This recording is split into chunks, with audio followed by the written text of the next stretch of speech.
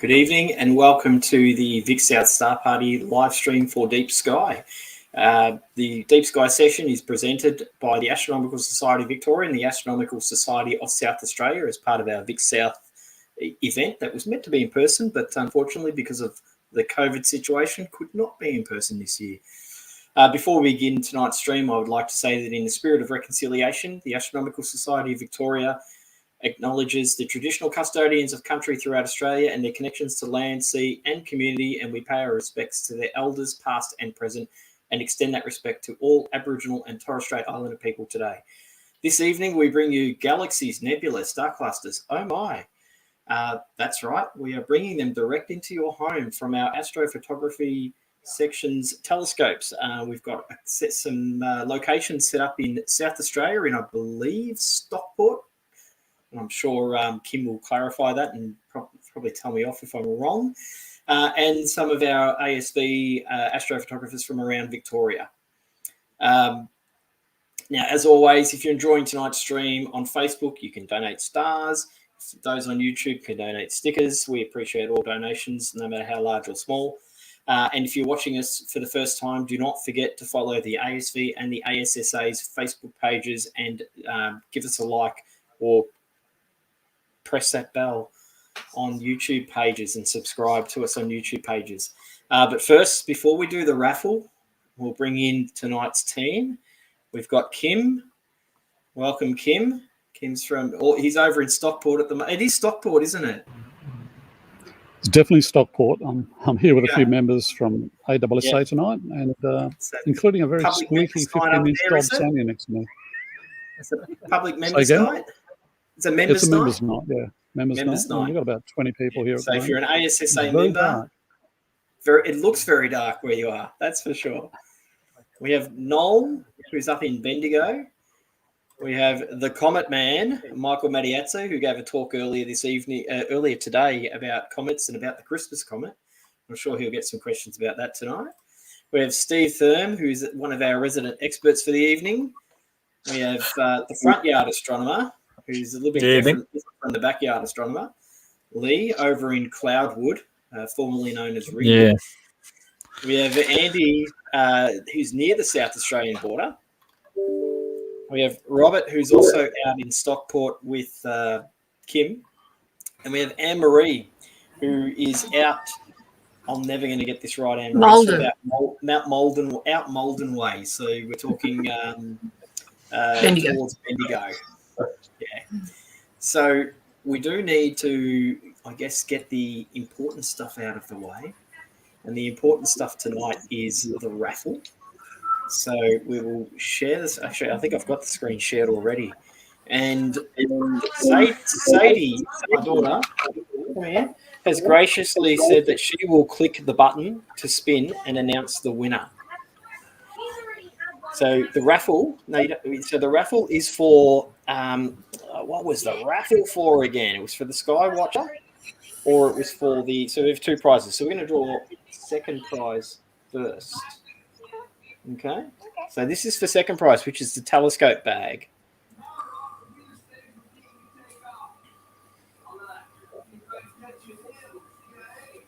Yeah, that's slow.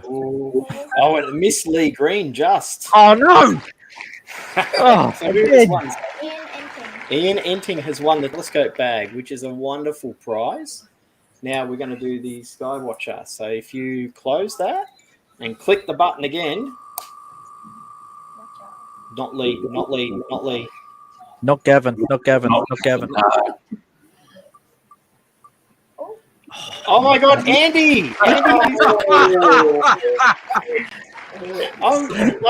He wasn't even watching. He wasn't even watching. Andy's part of our live stream here tonight. He bought tickets and he's won the raffle. Now, Andy, did you see that?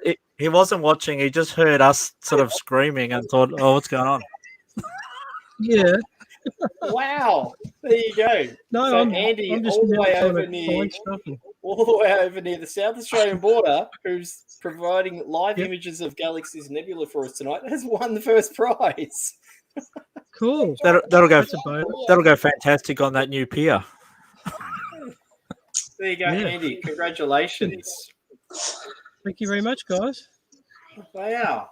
I'm just trying to get the might ball get out of my lost in the screen. mail, hey? But, So yeah, just fair quickly enough. before I we must have start, donated it. what was that, Andy? I might have to donate it back, I think. Do you want to do that? Shall we draw member, the raffle again? I think so. Yeah. Okay. Give All it a right. go. Give Let's it, draw give it to a new member, eh? Let's draw the raffle again. That's very generous of you, Andy. Well done, So Andy. What was it anyway? let's draw it again. Let's see who gets We it. draw. It's not Andy. It was a Skywatch adventurer. With a plane wave Yeah. 14-inch. Van Every has won Skywatcher. A bonus plane wave. Putting it back into the raffle. So Beth and Ian will make contact with you in the next few days to let you know and organise delivery of your prizes. And Andy, thank you very much. It's very generous of you to put it back into to be drawn out again. That's really nice of you. Now, before we get started on our list tonight, we have Tommy from Germany saying hi all together from cloudy Germany. It's cloudy Ringwood as well, but I think with the there's raffle Ringwood out in of the Germany. way, Couldn't Morgan. Would be. Tommy's watched quite a few of our live streams, which is really, really good. So I think we should jump straight into our first object tonight. So tonight we're going to be looking at deep sky objects. We're going to be looking at galaxies and nebula and star clusters and comets as well. We're going to kick it off with a spiral planetary nebula, which is NGC 5189. Now, I believe Anne-Marie said she's got that one ready to rock. You're just going to have to give me a minute. You had time to prepare. I just started it again. Well, it got to the end of your. I decided to do 2-minute exposures because it was going through too quickly, and PixInsight couldn't keep up with it. So, so you're going to have to wait a sec. Well, share your screen anyway with what you've got that's not quite there, and that way we can surprise everybody with what appears. You won't see anything yet. Yeah, but that's the thing. We want it to appear in front of our eyes. But it's not even there for me to put into PixInsight yet. I'm waiting. It's coming. 15 seconds. Am I the only one on this one? If you want, I've got some archival footage if you want. Let's have a look at some archival footage to start with.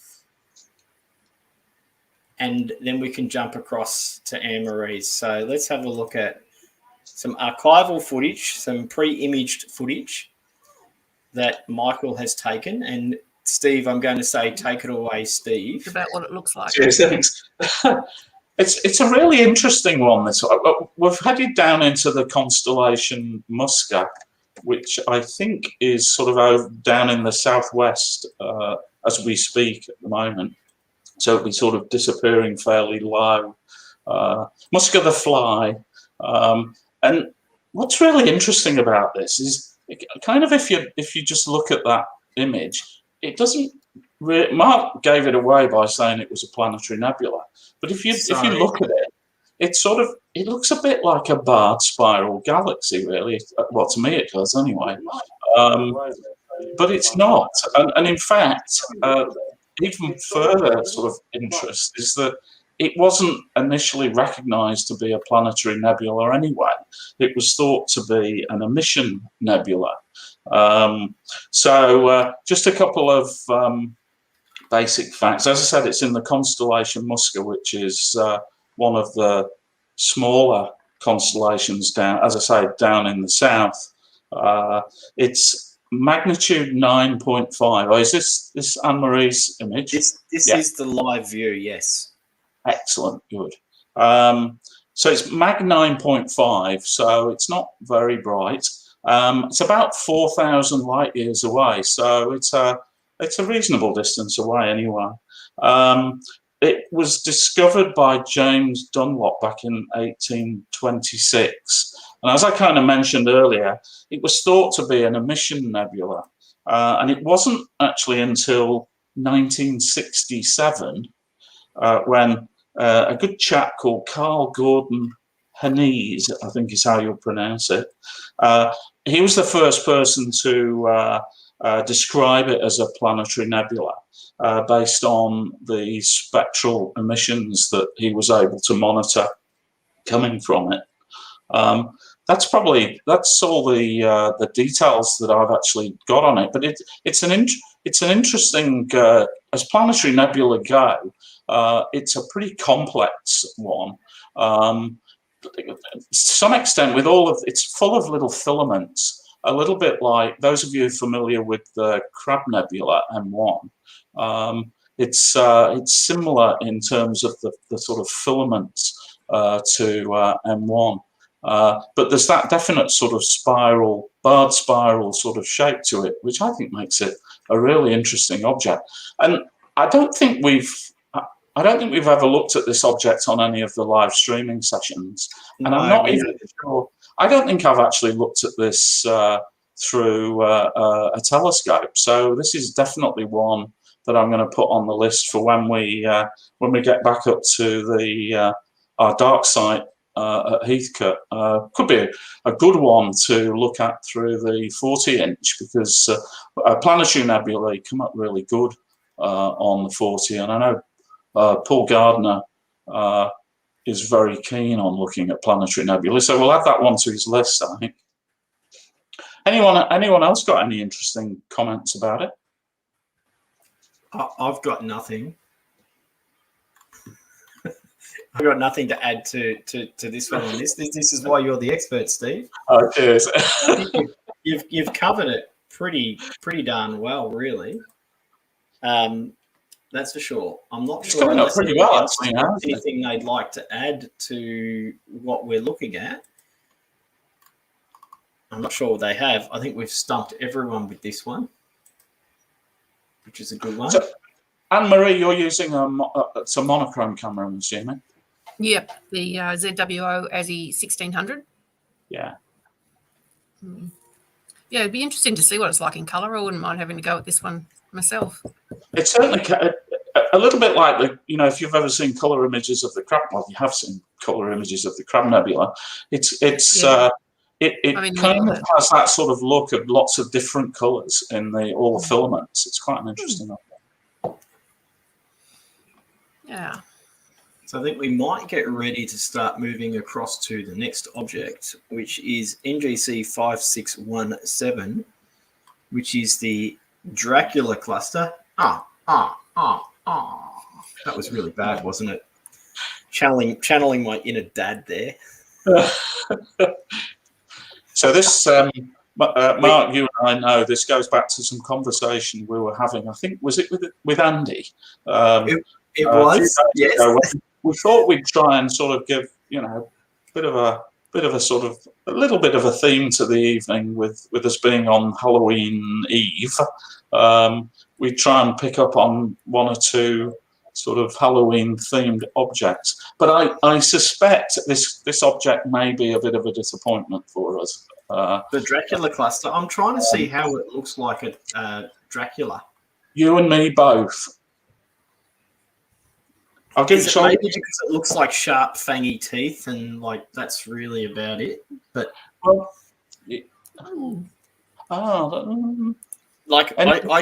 can see, if you look at the bright stars, I can see like fang type teeth, and that's really about it. Yeah, can't really see much more than that.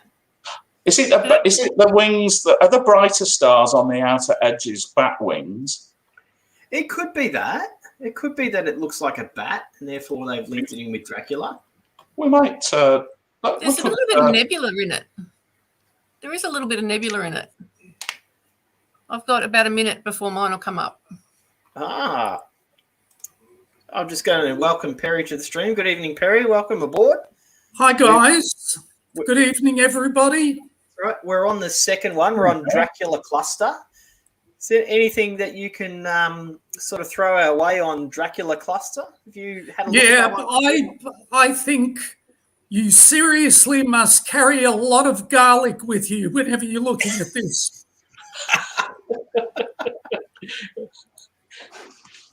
The only thing The only thing we can think of is there's a bit of a bat shape to it with the bright stars, and that's about it. It's not a particularly prominent cluster. This is the one near Alpha Centauri. Yeah. It's between Hadar and Rigel. No, not Rigel. It's Regal Centaurus. Regal Centaurus, sorry. Yeah, it's between Hadar. Yeah, it's between Regal Centaurus and Hadar. In the middle there. So fairly easy to find, isn't it? It is. There's nothing a lot, though, to actually note it to astronomers. And I think the biggest curiosity is its name, especially so close to Halloween. But very near here, of course, we have a fantastic little thing, and that's Proxima Centauri, just maybe a degree away from it. So I was just going to say, is there a bright star next to it? Because you can see mine. I've got a big flare. I've got that up now, Mark. Yeah, that'll be Alpha Centauri. And a big circle around it, which would be coming from that. Yep. If you look at the top of the screen where it's got Alpha Centauri right at the top there, here, right, and keep that star in mind, draw a straight line from Regal Centaurus or Alpha Centauri to Beta Centauri, Hadar, and if you take a line from what did we say before, Alpha up at the top there, and go straight to the middle of those two, out from Alpha Centauri, about halfway along is where Proxima Centauri is. No, a little bit further over towards Alpha Centauri. Yeah, and just a bit higher. About, stop there. And if, I wish I had my pointer here, but if you zoom in very slowly, I'll be able to point it out. But it's particularly faint. It's around 11th magnitude. Okay. Stop there. Now, go up from there, further up. Bit to the left. Stop. Come back down a bit. Just a touch more. Okay, stop there. Immediately to the left of the cursor is a little triangle with an extra star at the tip of it. Got it, yeah. Can you bring that down a bit more? Bring it down a bit more. A bit more. Okay, stop there. Now, the tip of that triangle points to a fairly bright star, maybe, stop there. So zoom in a little bit more again. Stop. Yep. Stop.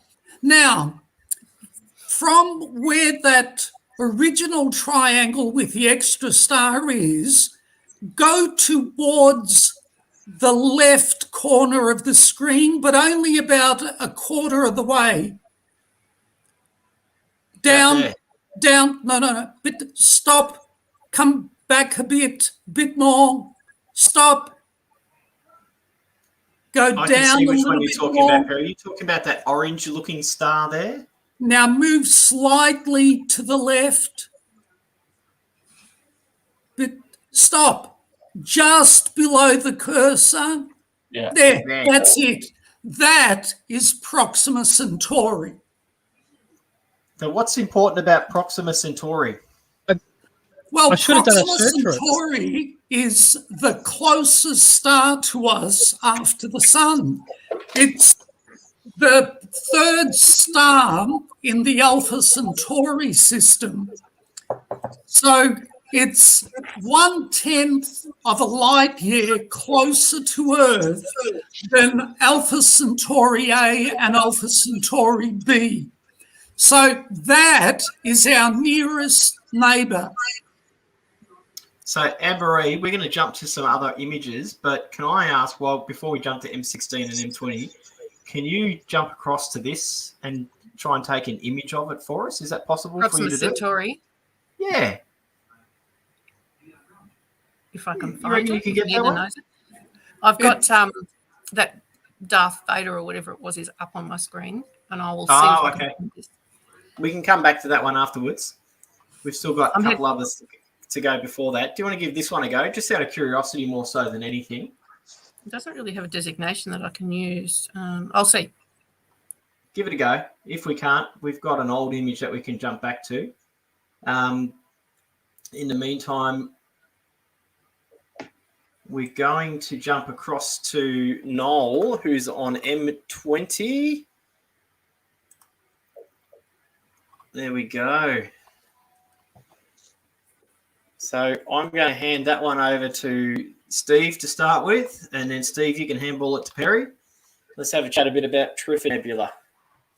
Well, I think this has become one of our favourite objects to look at over the live streaming sessions that we've done, and quite rightly, it's a beautiful object, particularly the colour image where you can see that sort of combination of the red emission nebula and the blue reflection nebula up in the sort of upper left.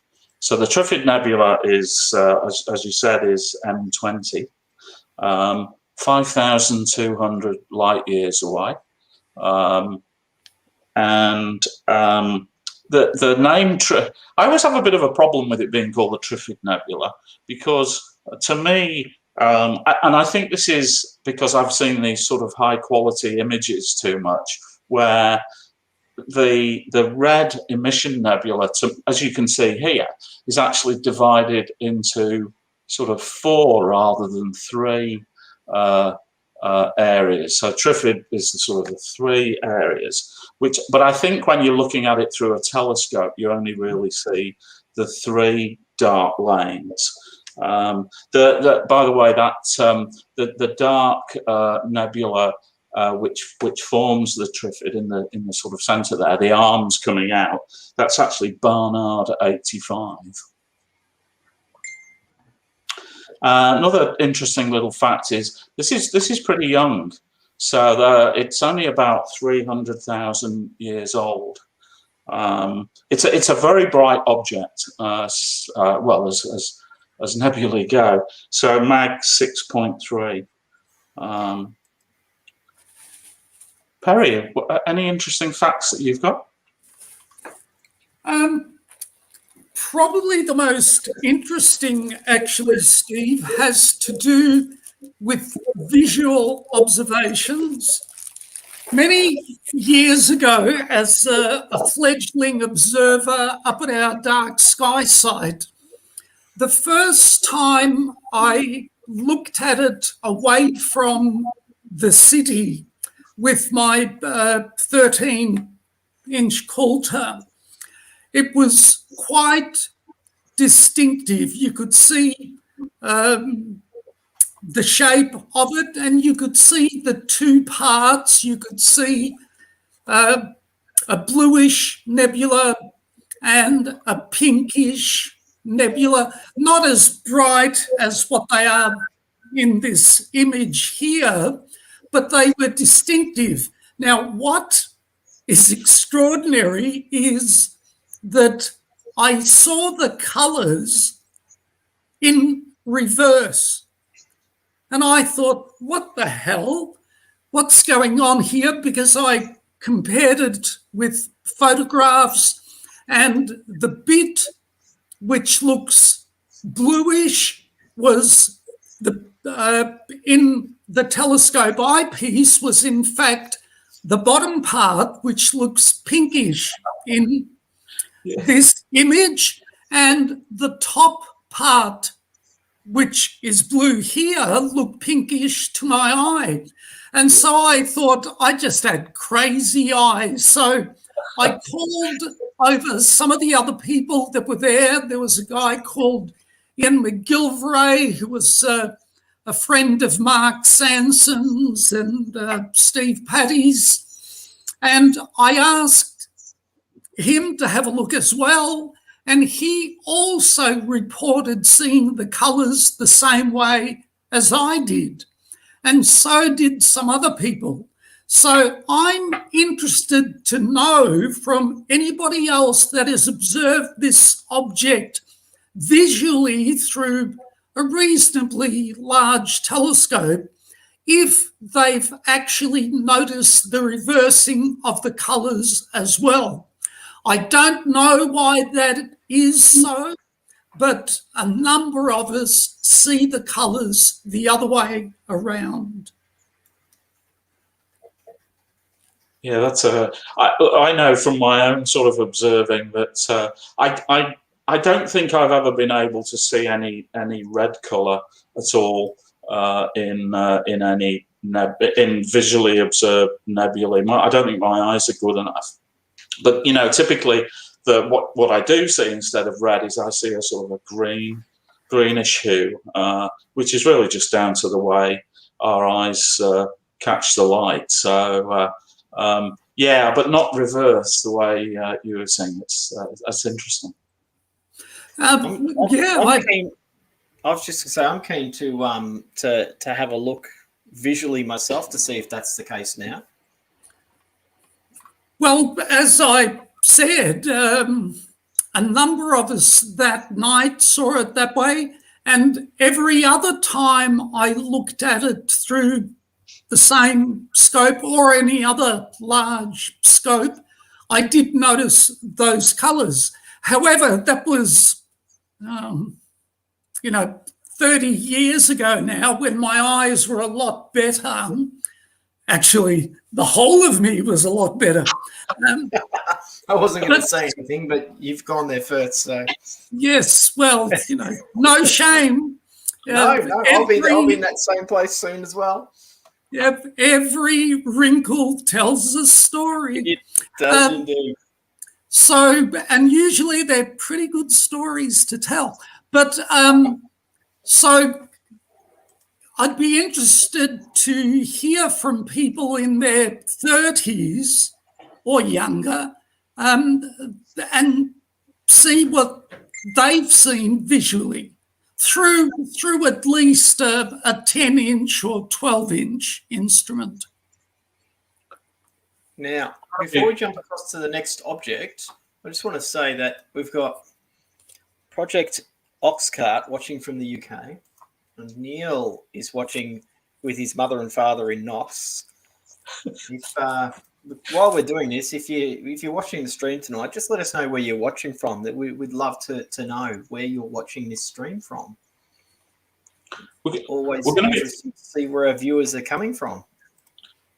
As we're moving to the next object, we're going to be looking at one or two nebulae during the course of that. Well, assuming that we get clear skies, and I don't know whether those listening in or watching in on the call, when we talk about emission nebulae and reflection nebulae, quite what we're talking about there. But just in very simplistic terms, you can see with the Trifid Nebula, the red part of the nebula is an emission nebula, and you can see in the centre there are some very bright young stars in the centre, and the ultraviolet radiation is actually ionizing the gas in that red area and making the gas glow, and that's what an emission nebula is. So it's where the gas itself is glowing,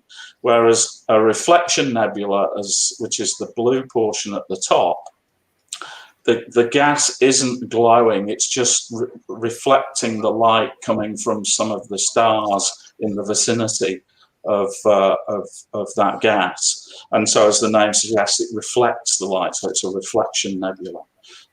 So the names are fairly meaningful once you kind of understand a little bit about what they are. So that's Steve's simplistic overview of what an emission and reflection nebulae are. If we had Stefan on the call, then of course we would get a much more technical explanation. We do have a question that yourself or Perry might be able to answer. And Drew's asked the question: what's the difference between a planetary nebula and Steve's simplistic explanation of a nebula, a normal nebula? Well, a planetary nebula is a bit of a misnomer, actually.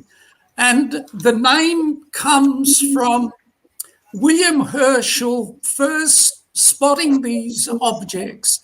And he had also discovered Uranus at that stage, and it appeared to have a disk roughly circular and also to have a faint powder blue sort of colour to it.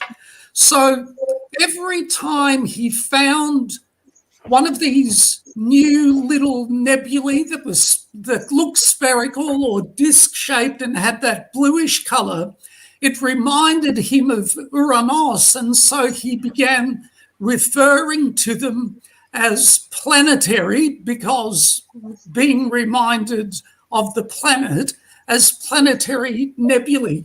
But in fact, planetary nebulae, we now know, have absolutely nothing to do with planets.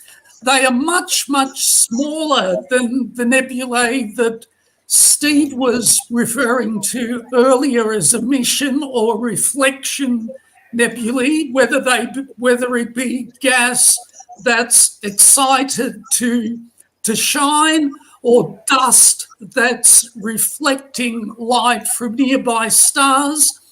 They're much larger than what planetary nebulae are, because they are the end point of a star about the size of the sun, which puffs out the outer layers of its atmosphere towards the end of its life and sets that gas back into the interstellar medium, and eventually, over many millions, if not billions of years, it again coalesces and perhaps forms with other gas into another star.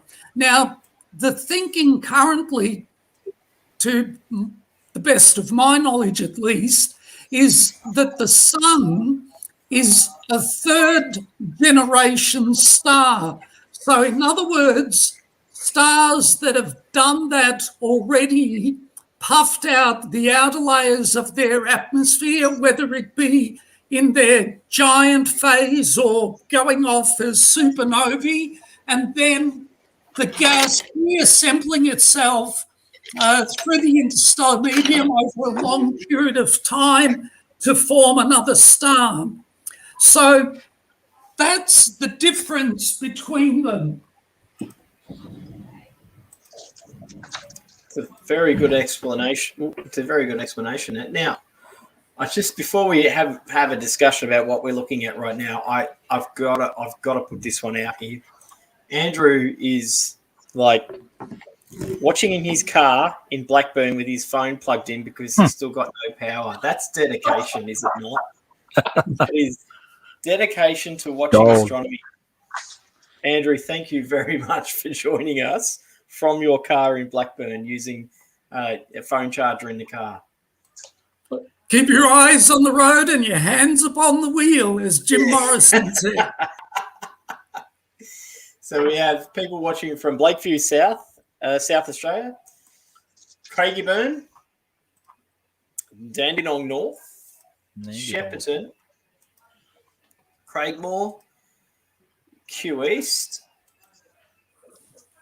Bunyip in Victoria, Point Cook, the Adelaide Hills, Caulfield North as well. So we've got them Point Cook, Ferntree Gully in Victoria. So we've got viewers all over the place watching our stream tonight, guys. So, Steve, I'll throw back across to you to give us a bit of an explanation about what we're looking at right now. Oh, it's gone blurry. So this is the Eagle Nebula, I think. Yes, it is. M16. So another interesting one, this, in that it was sort of originally discovered as the open cluster rather than the nebula itself. So we sort of refer to M16 as the Eagle Nebula, but it's really the sort of the Eagle open cluster and nebula. In the brighter part of the so this is another mission nebula, primarily in a mission nebula. Thank you.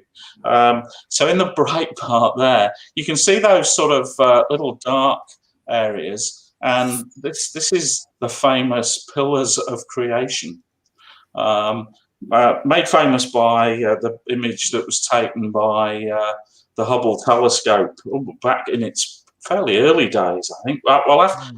It would have been after it had its glasses put on, but quite a few years ago now. If we were able, if we had the quality of the sort of the Hubble image, we would be able to zoom in and see the star forming areas, the very dark sort of black globule areas that look so phenomenal in that picture that Hubble managed to take. The Eagle Nebula is it's a fair way away. It's 5,700 light years away, but it is a fairly bright object, mag 6.4. Not as visually, I don't think this is as easy to see as the Swan or Omega Nebula, which is M17, which is fairly close to the Eagle Nebula. That stands out a bit easier visually. So I think that probably explains why it was initially seen as being an open cluster, and it wasn't until later that the nebula was identified as well. It kind of says something, if I may, Steve. Yeah, sure. It says something about the quality of Messier's telescopes, because none of them was of a high enough aperture or good enough quality to be able to discern this wispy nebulosity. And many of these objects which Messier found, at first he simply described as nebula with no star or cluster, and eventually these objects turned out to be galaxies or nebulosity hiding amongst the cluster of stars. And initially with, I think, was it, now maybe I've got that wrong, I won't go there, but there was quite a bit of poor visual determination from those early observers because of the quality of their instruments. So even though they had fantastically dark skies compared to what we enjoy from our cities, the quality of the instrumentation was yet to reach a high enough caliber to discern a lot. And in fact, we should have a look at M17, the Swan Nebula, because that is probably, well, it's my favourite nebula within the Messier catalogue. So the nebulosity is much easier to discern, and it actually does look like a swan gliding along the river of milk, which is the Milky Way. Yeah, I completely agree with you there, Perry, that it's certainly one of my, because visually it really stands out as that. Whereas the Eagle Nebula here, as much as we know there's some really interesting stuff in it, visually it's nowhere near as exciting to look at. No, so if somebody would like to pull up M17, that would be a good comparison So with this if one. someone wants to jump to M17 while we jump across to M8, mate. We're going to go to mate. Kim's had mate for M8 for quite a while. So this is a live stacked image of mate or M8 Lagoon Nebula while we wait to see if we can get M17 happening. Very nice, Kim. So Perry, just so you know, Kim's out at I get it right, Stockport at the moment. Is at their dark sky site. So he's got really pristine skies at the moment. Now, just the brightest part of the nebulosity, if you look immediately below that, there appears to be sort of a moat, a darker moat around it. No, down a bit further, Kim, between the... That's the spot. Oh, that's the spot? Okay. Yeah, that is the spot, and that's what originally gave it the name of the lagoon, because it looks like a lagoon through the cluster there. But our telescopes and cameras are so good that we don't see it like a dark lagoon anymore, but visually through a telescope, that's what you would see. So these are 30-second exposures. They've been stacked over the last half hour or so. And we're using an L-extreme filter, which is a combination of hydrogen alpha and oxygen 3, for those who wanted to know. Looks excellent, Kim. Yeah, it's a very good shot. Steve, In do you have fact, anything to add? Do you have any? It's got good depth, doesn't it? Yeah. I mean, look, this is another one of these wonderful nebulae in Sagittarius. There's a sort of whole line of them with sort of M8, M20, M16 and M17, and I can remember in my early visual days, I used to live up to the north of Melbourne in Yarrambat, so near Doreen, and these were very, very good objects to look at visually. Then they're probably not as good now with all of the development that's gone on up in the north of Melbourne. But this is kind of where I cut my teeth with my 10-inch Dobsonian. I used to get some really great views of these objects. So, I think the 4 Messier nebulae that we've talked about are up in my sort of my favourites list. But M8 is by far the biggest of the 4. But because it's so, well, as you can see from this image, it's very bright as well. So it's easy to see, whereas often with the bigger nebulae, that they become very diffuse and difficult to see, but no, not with M8. In fact, you can see M8. Globules. Yeah, Bok globules, those dark things, yeah. Yes. The Bok globules were first seen by Bart Bok, of course, from Mount Stromlo. And now we know that those little dark spots that Kim is showing us are, in fact, proto-stars and proto-solar systems are going to be born out of those little dark spots, and new stars, just like the other ones in the nebula there, will be born in those positions as well.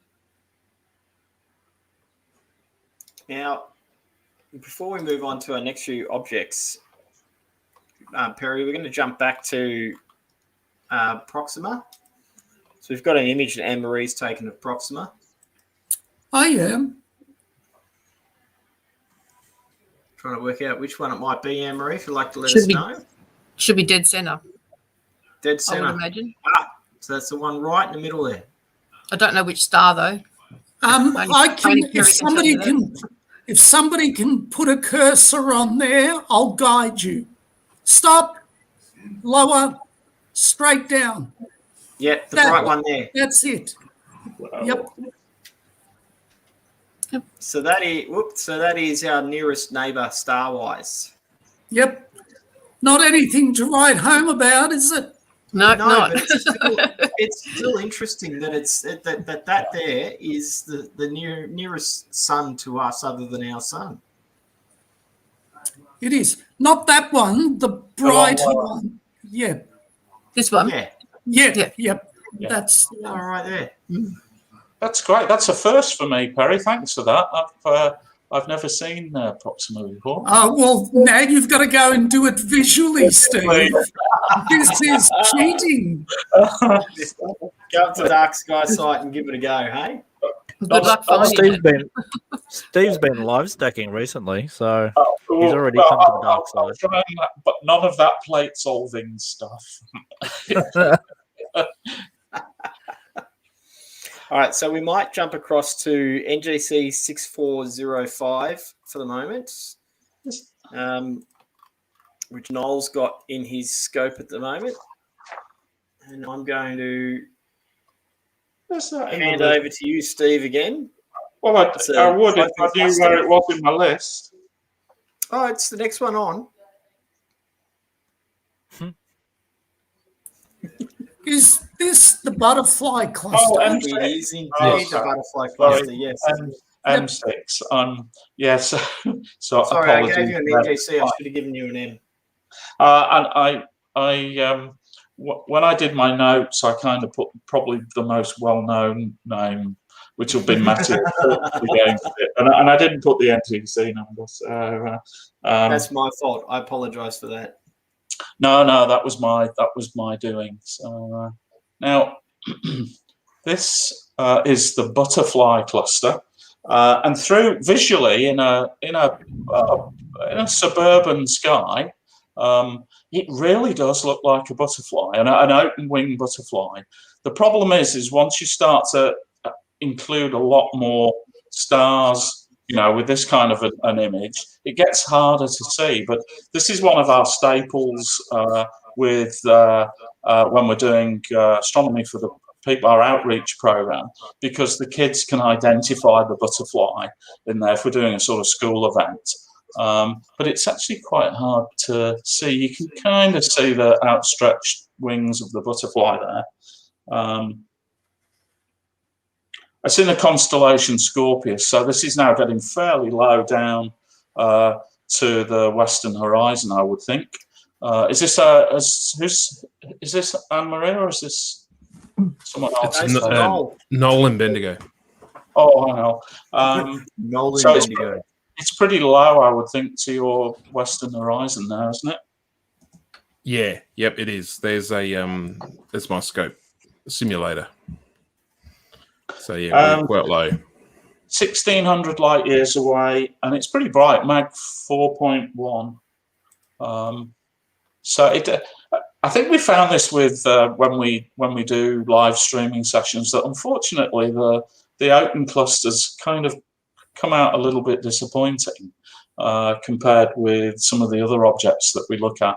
But what I do know is that visually, if I was looking at this through my 10-inch scope, it's a beautiful object.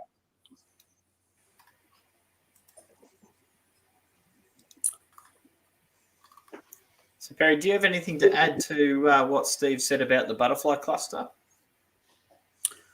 Well, I can see the wings and the antennae, and that's as beautiful. orangey supergiant there that's displayed.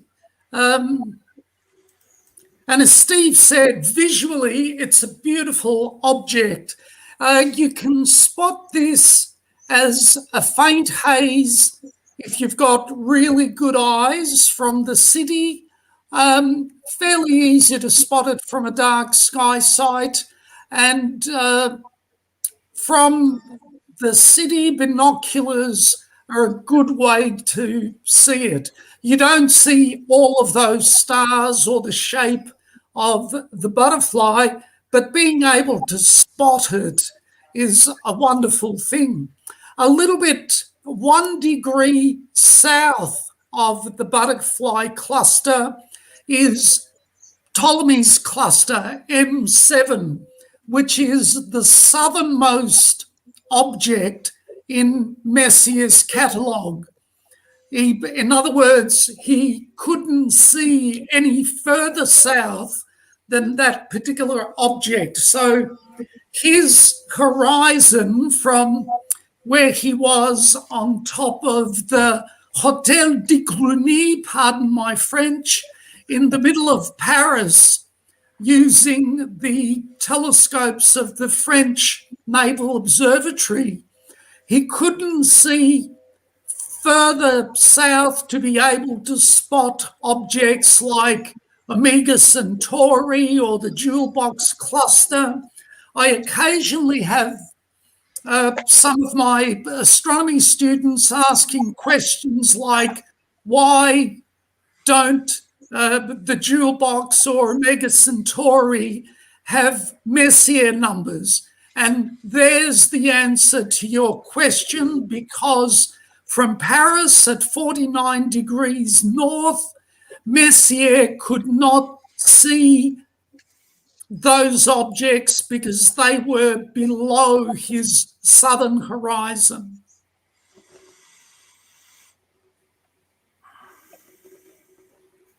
Lovely explanation there. And you're right, that bright orange one, that big orange bugger, it's a big, it is. It's just, it stands separate from the rest of them. It's in your face, really, compared to the other ones that are there. So, yeah, Noel, strangely, Mark, I don't recall it being quite as bright as that through the eyepiece visually. So maybe it's part of the photographic chain there with a camera or whatever. That's what I was going to ask Noel. How long is that exposure? Yeah, we've stacking 30-second exposures here, and I've got 76 odd stacked at the moment. So It's quite a lot of exposures there. Yeah. Yeah. Yep. I'm just using an ultraviolet block on the filter on the camera, so it shouldn't be restricting much of the star color coming through. But yeah, it certainly is prominent. That's for sure.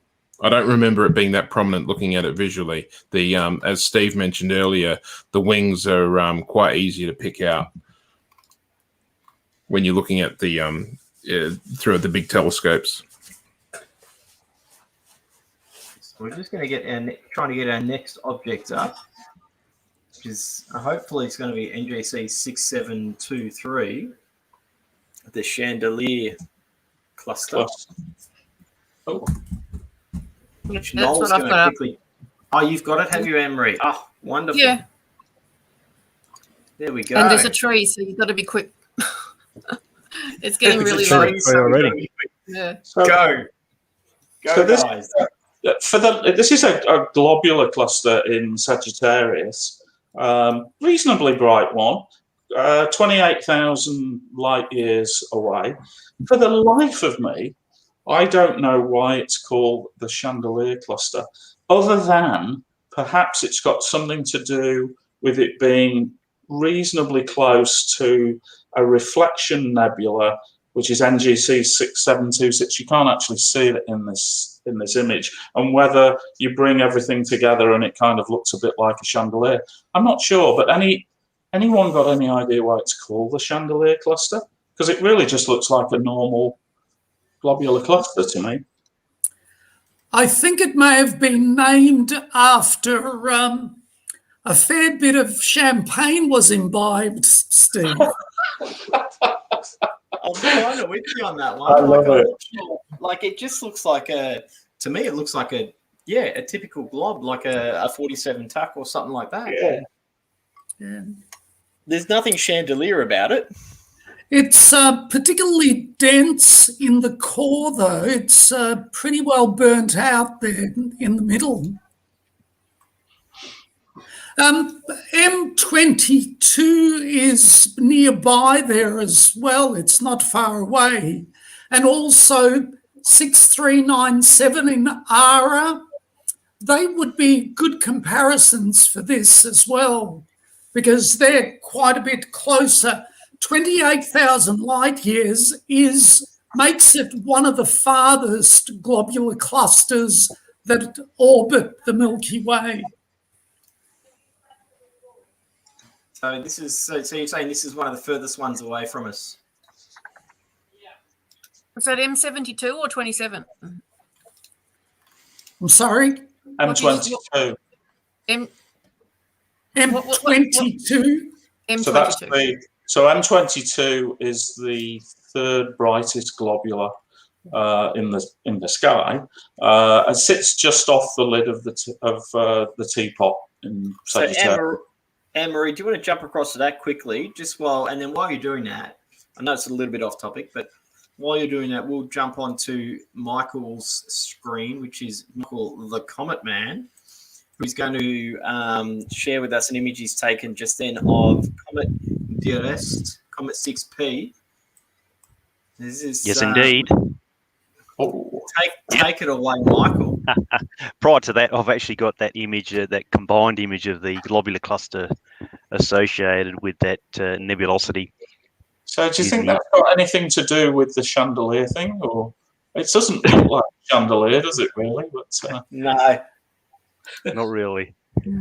But it's got a very, very prominent dark nebulosity here as well. Which yes, it's a good image, that, isn't it? And it's only a 30-second shot as well, so there is a lot more detail in this than what you can That's currently see. NGC 6726 is that area of nebulosity. Yeah, yep. It's a reflection nebula. Yep. Also, speaking a bit earlier that Perry was mentioning the Swan Nebula. This was the Swan from Swan Hill. Just had to throw that one. It's the Swan Hill Nebula.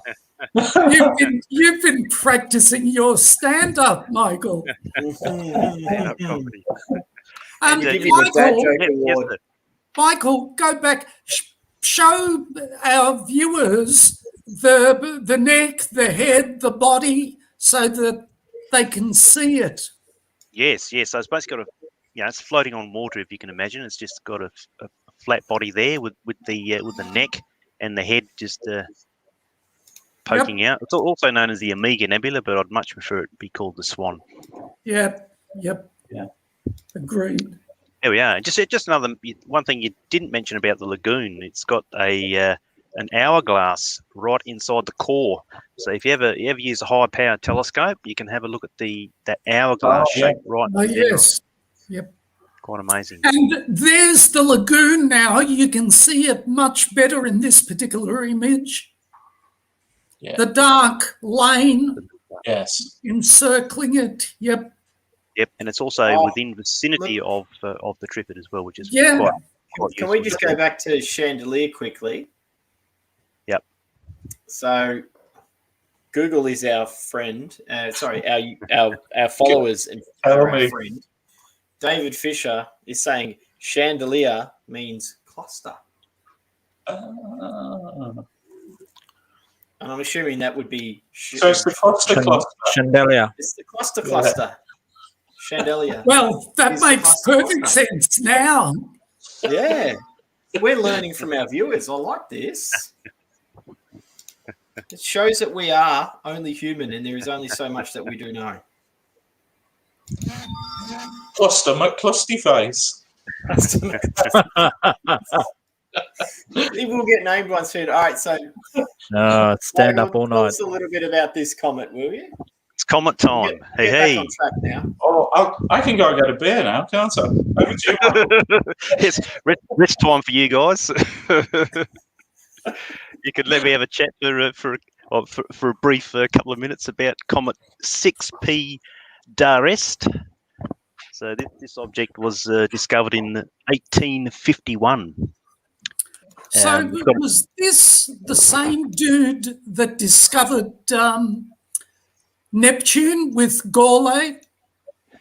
Oh, geez, you got me there, mate. I'm not sure. Yeah, I think it probably was. He was Gale's assistant at Berlin Observatory. Oh, sweet. That's very good. So it's basically got an orbital period of 6.5 years. It's one of the Jupiter family comets in a 2-to-1 resonance with Jupiter, and it's the 6th periodic comet. So it's one of the oldest known. It's the 20th observed return, and it was closest to the Sun on September the 17th at about 1.35 astronomical units. So it's just a bit further away than the Earth is to the Sun. But it's got a very unusual light curve, and then it peaks. It's at its brightest some 2 months after it reaches its perihelion point, and this is typical of quite a lot of the short period comets. So it's actually at its brightest right now. So I estimated about 10.4 in a large binoculars last week. I haven't made any measurements tonight because I'm looking at a bright computer screen, but it looks quite impressive at the moment. It's in the constellation of Microscopium, and pretty much it's pretty much at its brightest. It's got an unusual looking coma. It's got like a fan-shaped coma to it, so it's not central or circular. And there's a little galaxy below it, Michael. Yeah, there's a little galaxy hiding there, isn't there? There is indeed. Well picked up, Perry. And another one. There's quite a few. This is actually a 10-minute stack, by the way. It's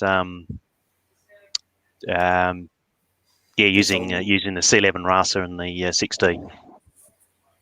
Yeah, there is a lot of little fuzzies in there. A lot of little faint fuzzies in there.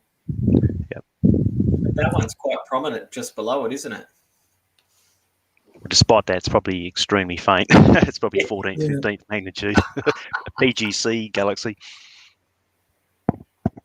Just for the uninitiated, for anyone that's not quite up to speed with what we actually mean when we say magnitudes, under perfect skies, the limit for human eyes is about magnitude 6. So when Michael is saying magnitude, what did you say, 14th or something for that galaxy, that would be extremely faint. So the brightest stars, if you can imagine, being magnitude 1, then going backwards or going forward to magnitude 6 being the limit of visibility. From the city, perhaps magnitude 4 is the limit. A dark sky site, maybe magnitude 6. And then to go to magnitude 14, that is a huge drop. So we actually did have a question earlier. So you pretty much answered that question earlier about magnitudes and how they work. So yes, and it's an exponential sort of scale. So just before we move on to the next object, Michael, you said you took Swan Nebula from Swan Hill. Well, David Fisher has now been challenged to get Swan Nebula from Swan Reach. And David, if you can take that image, we would love for you to send it in to us. That would be wonderful. I would have thought David Fisher may have got that image from Fish Creek. Oh, I like that one. Is there a Fish Nebula? We need a Fish Nebula by David Fisher. Well, from Fish no, Creek. no, Definitely got a but good counter meal from Fish Creek Pub. there's some galaxies in Pisces, the fish. Ah, there we go. So, David, not only do you have to do Swan Nebula from Swan Reach, you have to do a galaxy from Pisces by David Fisher. And if you can send From that Fish Creek. from Fish Creek, if you can. Nothing but a good challenge, eh? So now, Perry, you were talking about M42 before, and Anne-Marie has a image of M22 she's just been working on. Oh, good. Right here, right now, and it's absolutely stunning as usual. Yep. Great work there, Anne-Marie. Excellent. And immediately, even to a casual observer, you can see that it's quite a bit larger and brighter than what the Chandelier was. So I suppose what it means is, in the first instance, that it's quite a bit closer than the Chandelier. Now, off the top of my head, I don't know, but I imagine it's probably about 14 or 15,000 light years, just judging by the size. Does anyone have the distance? I do. It's about 10,000 light years, according to Sky Safari. Yep. I can't add anything. What you can also see in there. I was just going to say the other thing I know about the M22 is it's the M22 Locust, and it's an American tank from the Second World War. I can't add much else to that, unfortunately. This is, as I was saying, it's in Sagittarius, close to the lid of the teapot. In that band of the Milky Way, just look how many stars you can see in that image that Anne-Marie has taken. It's absolutely flooded with stars. Well, we're looking towards the centre of the Milky Way when we look at Sagittarius. So consequently, there's just an overflowing screen of stars. Sometimes it's difficult to understand how many stars there are out there. Of course, there's always Carl Sagan's quote of there are more stars in the universe than all the grains of sand on all the beaches of planet Earth. But in our own galaxy, the Milky Way, which is about approximately 100,000 light years in diameter, there's probably about 200 or 300 billion stars. Now, to get a gauge of the size of the Milky Way, let's pretend that we can shrink our solar system down to the size of a 10-cent piece. So if we can make it into a 10-cent coin from the sun being at the center all the way to the outer planets, if we then shrunk the Milky Way galaxy to the same scale, then the diameter of the Milky Way would go from Sydney all the way over to Perth. Far out. The sheer distances are absolutely mind-boggling. Not astronomical, Mark? Astronomically mind-boggling. There we go. So, on that note, we're going to jump across to our first galaxy for the night, which is NGC 300. And Robert from South Australia is stacking at the moment, and he's doing some images of NGC 300, otherwise known as the Southern Pinwheel Galaxy. and some strong spiral arms there that we can see emanating from the core. I can spot 3 immediately. Good shot there, Robert. Thank you. I'm not sure how long that exposure is or how many have been stacked. So if we could find out, Kim, how many stacks that is from what we've got at the moment, that'd be great. I'll let you know in a minute. So there you go. Robert's just popped it in the chat. It's 6 3-minute exposures. So that's a 9 minutes worth of imaging of NGC 300 that we've got there. So, Steve, you got anything on NGC 300? I've got a few things, yeah. So this is one of the closest galaxies to our local group of galaxies. So it's sort of just beyond the local group, but nearer than the Sculptor group, which, if we're following the sequence, we'll actually be looking at Sculptor Galaxy, which is in the Sculptor group. So it's only about 6 million light years away, says he. Only 6 million. Talking about scale.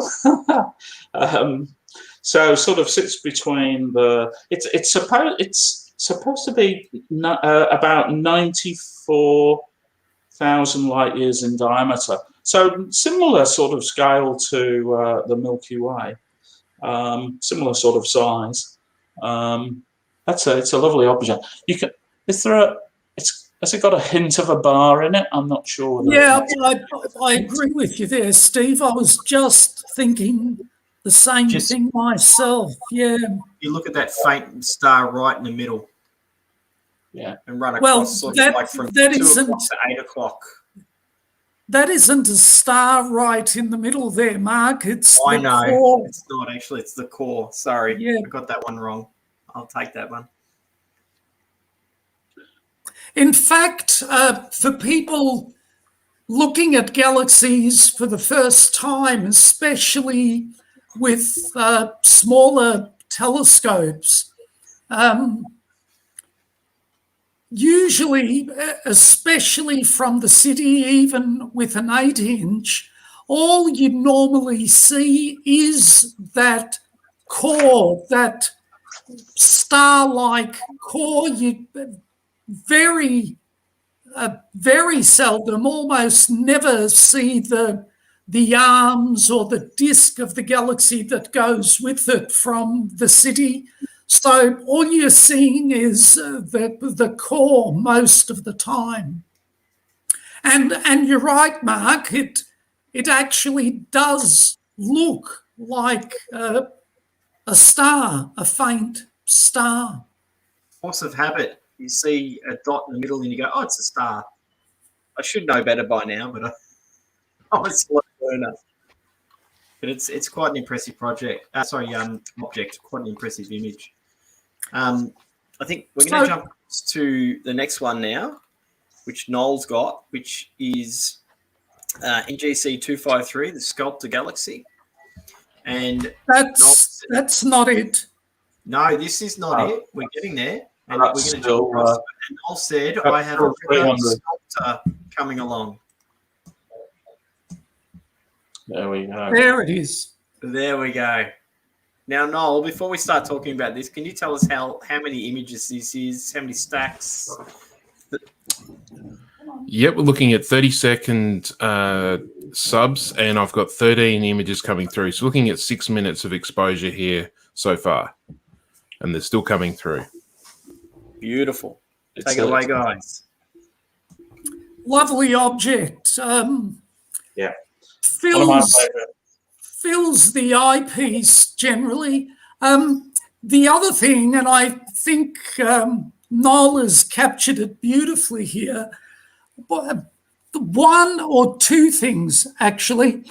One is the mottled appearance of the dust around the disk of the galaxy. So you can see it as sort of dark mottled lanes that appear there. And they are pretty much the same sort of thing as what we see when we look at the Southern Cross and spot the coal sack, the head of the Aboriginal constellation, the Emu. So that's a fabulous image there that Noel has captured. Good work, Noel. And the other thing, I kind of always think there's a bit of a bar in NGC 253. What are your thoughts, Steve? Yeah, I can see what you mean. So the centre looks to be sort of elongated, doesn't it? Yeah. In a sort of a northwest, southeast kind of a direction. Well, but slightly tilted off. I see what you mean. Yeah. Yep. The thing that also stands out in Noel's image here is round the perimeter in the arms. You can see quite a few of these bluish patches, which, because the Sculptor Galaxy is now called a starburst galaxy. So there's a massive amount of star formation going on, and it's typically happening in these blue areas around the edges. So this is one of my favourite objects. It's just such a huge object in the eyepiece as well, and you can't see this level of mottling, but you can see quite a lot of mottling visually through a 10 or a 12-inch telescope. It's a great view. It's pretty close. So this is in the Sculptor group. So it's a little bit further out than NGC 300, which was what we were looking at before.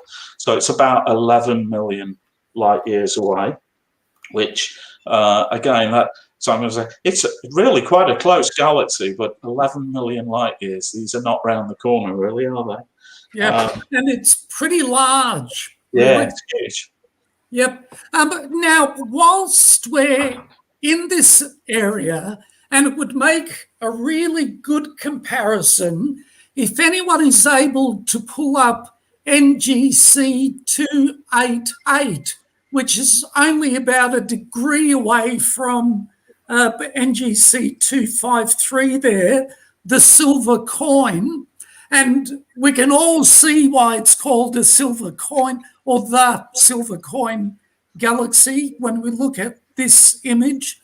But NGC 288 is a globular cluster, but much looser and quite a bit fainter than the ones we saw earlier, and makes for an interesting comparison, just a degree or so away from this particular galaxy there. So, Noel, I'm going to throw that one over to you to do just quickly, because I know Kim's got an object for us to look at, and we might pop back and have a quick peek at that. Yeah, so absolutely. Kim's got a series of nebula in the small Magellanic cloud there, which we're just going to pop up on the screen, and I'll just get Kim to tell us a little bit about what he's imaging at the moment before Steve and Perry take over and give us some more detailed info. Yeah, hi. So this is just an exposure. These are 60-second stacks of one part of the Magellanic cloud, the small Magellanic cloud, which is a companion dwarf galaxy of our Milky Way. It's about 200,000 or so light years away. And I'm shooting it tonight with a small refractor, which has quite a large field of view. It's about 1.5 degrees square, which is about 3 moon diameters square. And I have on there a hydrogen alpha oxygen 3 filter, which brings out all the nebulae in the neighbouring galaxy. So in the same way that we can see nebulae that we've seen tonight, like M16, the Trifid, Lagoon, in our galaxy, the Milky Way, we're looking here at nebulae in a companion galaxy next door to ours, 200,000 or so light years away. And if I zoom in there a little bit, you can start to make out some of the stars and all the incredible different types of nebulae scattered across that field of view. So I thought I'd share that tonight. It's something that's quite unique, particularly to the Southern Hemisphere. People in the Northern Hemisphere don't see this at all. And with a H-alpha filter and O3, you can get quite an interesting arrangement and pattern of nebulae in our neighbouring galaxy, the small Magellanic Cloud. I'm not going to add any more detail to that, Kim, other than to say I really like these wide field views that you have with the refractor that you've got. It's a nice sort of contrast to the more focused views that we've had with some of the other scopes. It's great that we're looking at different ways of seeing things. Yeah, so it's just a 90mm refractor. It's computer controlled. I'm running it off an iPad. I tap the screen, you see the controls. And it's all Wi-Fi controlled as well, which is wonderful. I normally sit inside, but today I'm outside at Stockport. There's no inside up at Stockport, is there? There is, but I need to share our connection to the internet, which I'm doing with my phone. There we go. With Robert and others, so that's why I'm out here tonight. All right. That's a great image, Kim. Is that NGC 362 up at the top there, or? I get quite lost in this area. I zoomed in on 249, and 362 is definitely nearby, but it's you need to look at some sort of reference. Yeah, I think that's it at the top there, just in the top. Yep. And of course, 47 Tucanae is not far away as well.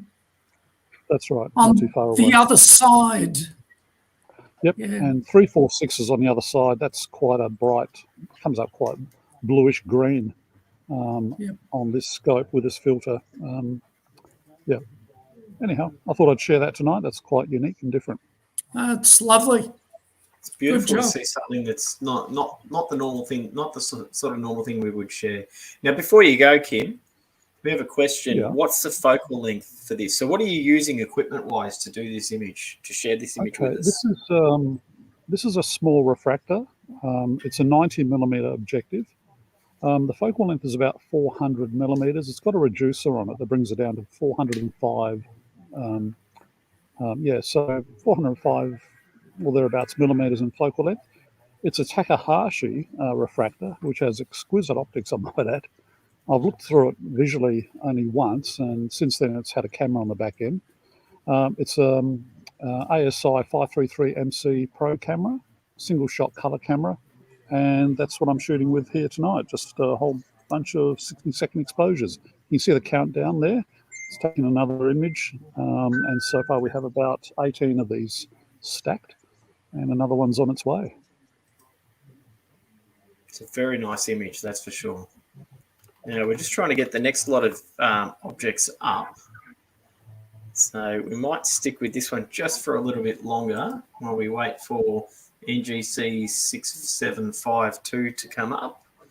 And Noel's heading there now, so we might jump across and watch live as Noel slews across and starts to image NGC 6752, which is a globular cluster, Parvo globular cluster, or the windmill, or the starfish. This is probably my favourite after Omega Centauri and 47 Tucanae. It's a fantastic globular.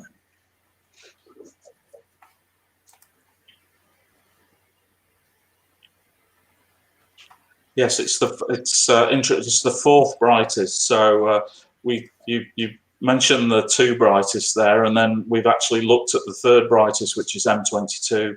This is the fourth brightest globular cluster. Yep. It's easy to see the individual stars in this because there's a lot of outliers that are easy to discern. Keep in mind, everyone, that for people in the Northern Hemisphere, their best globular cluster is in the constellation Hercules, and it's M13. Now, in the Southern Hemisphere, we've got probably 5 globular clusters that are better than M13. So when a lot of northerners, especially a lot of Americans, came down south to Australia to see Halley's Comet in 1986, whenever they had a look at, say, Omega Centauri, it all of a sudden became a religious experience for them, because they would look through the eyepiece and say, oh my God. They'd never seen a globular like Omega Centauri, because all they'd ever seen before was the great Hercules cluster, and that's nothing. So this one's supposed to contain, they think, several 100,000 stars. So I don't think it's up to the million, but several 100,000. It's a little bit of a sort of wet finger in the air with counting stars in globular clusters. And the numbers over the years seem to go up. Perry, I can remember when I joined the ASV back in 2007, I think it was thought that there were about, something approaching 1 million stars in Omega Centauri, and now we're up to what, 5 million? Something like that. So the numbers kind of go up as time goes on.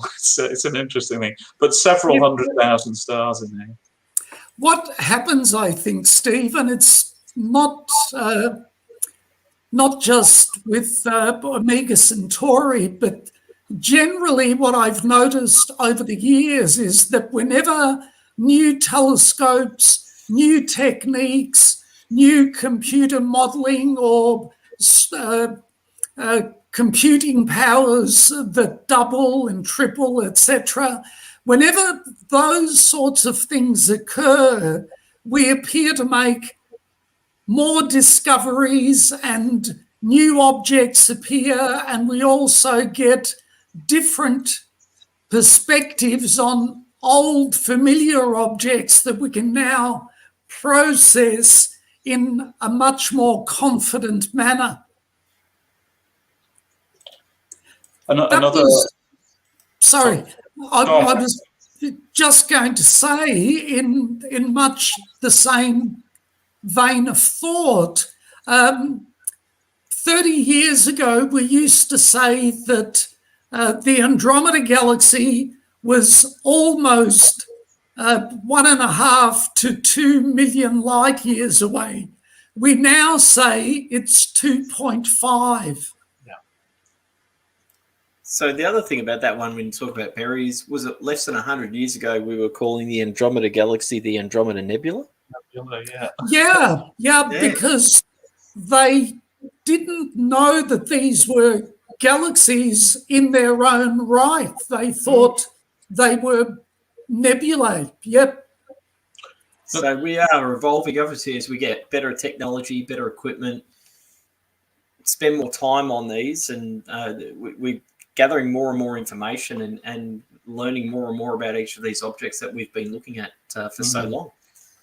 Another interesting thing with globular cluster, some of the other objects that we've been looking at, those emission nebulae, we were looking at, sort of the Eagle Nebula and the Swan Nebula, which are areas of where new stars are forming. And indeed in the NGC 253, those blue areas that you could see were star-forming areas.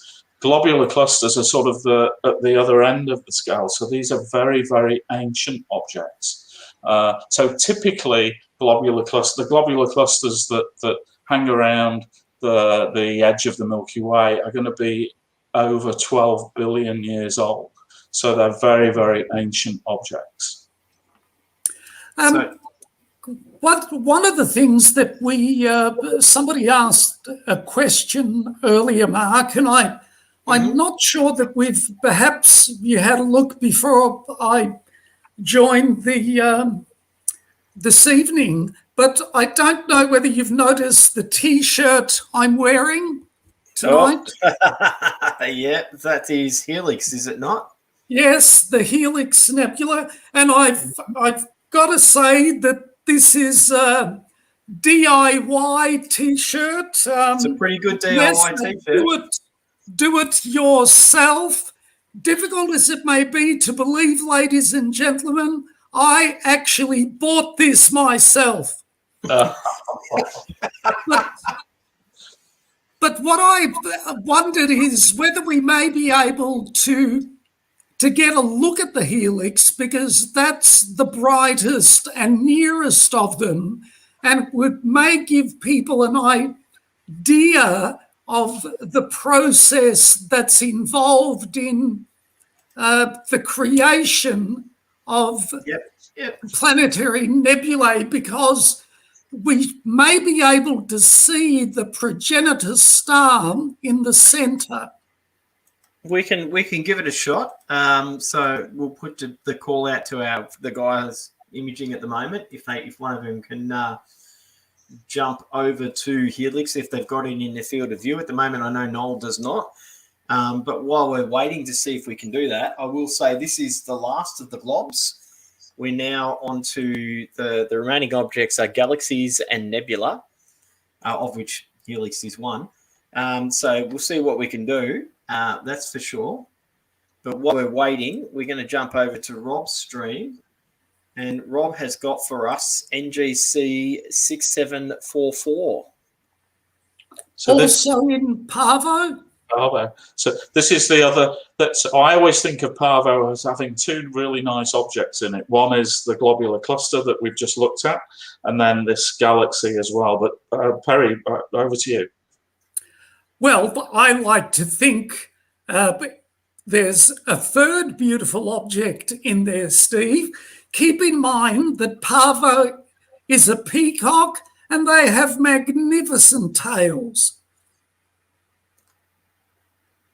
Okay, I want to know about this tail thing. What are we talking about?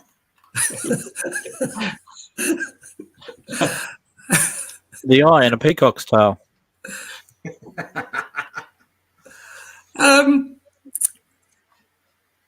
That's all, Mark. There we go. We'll leave that one alone. We'll leave that one alone. Just bad stand-up.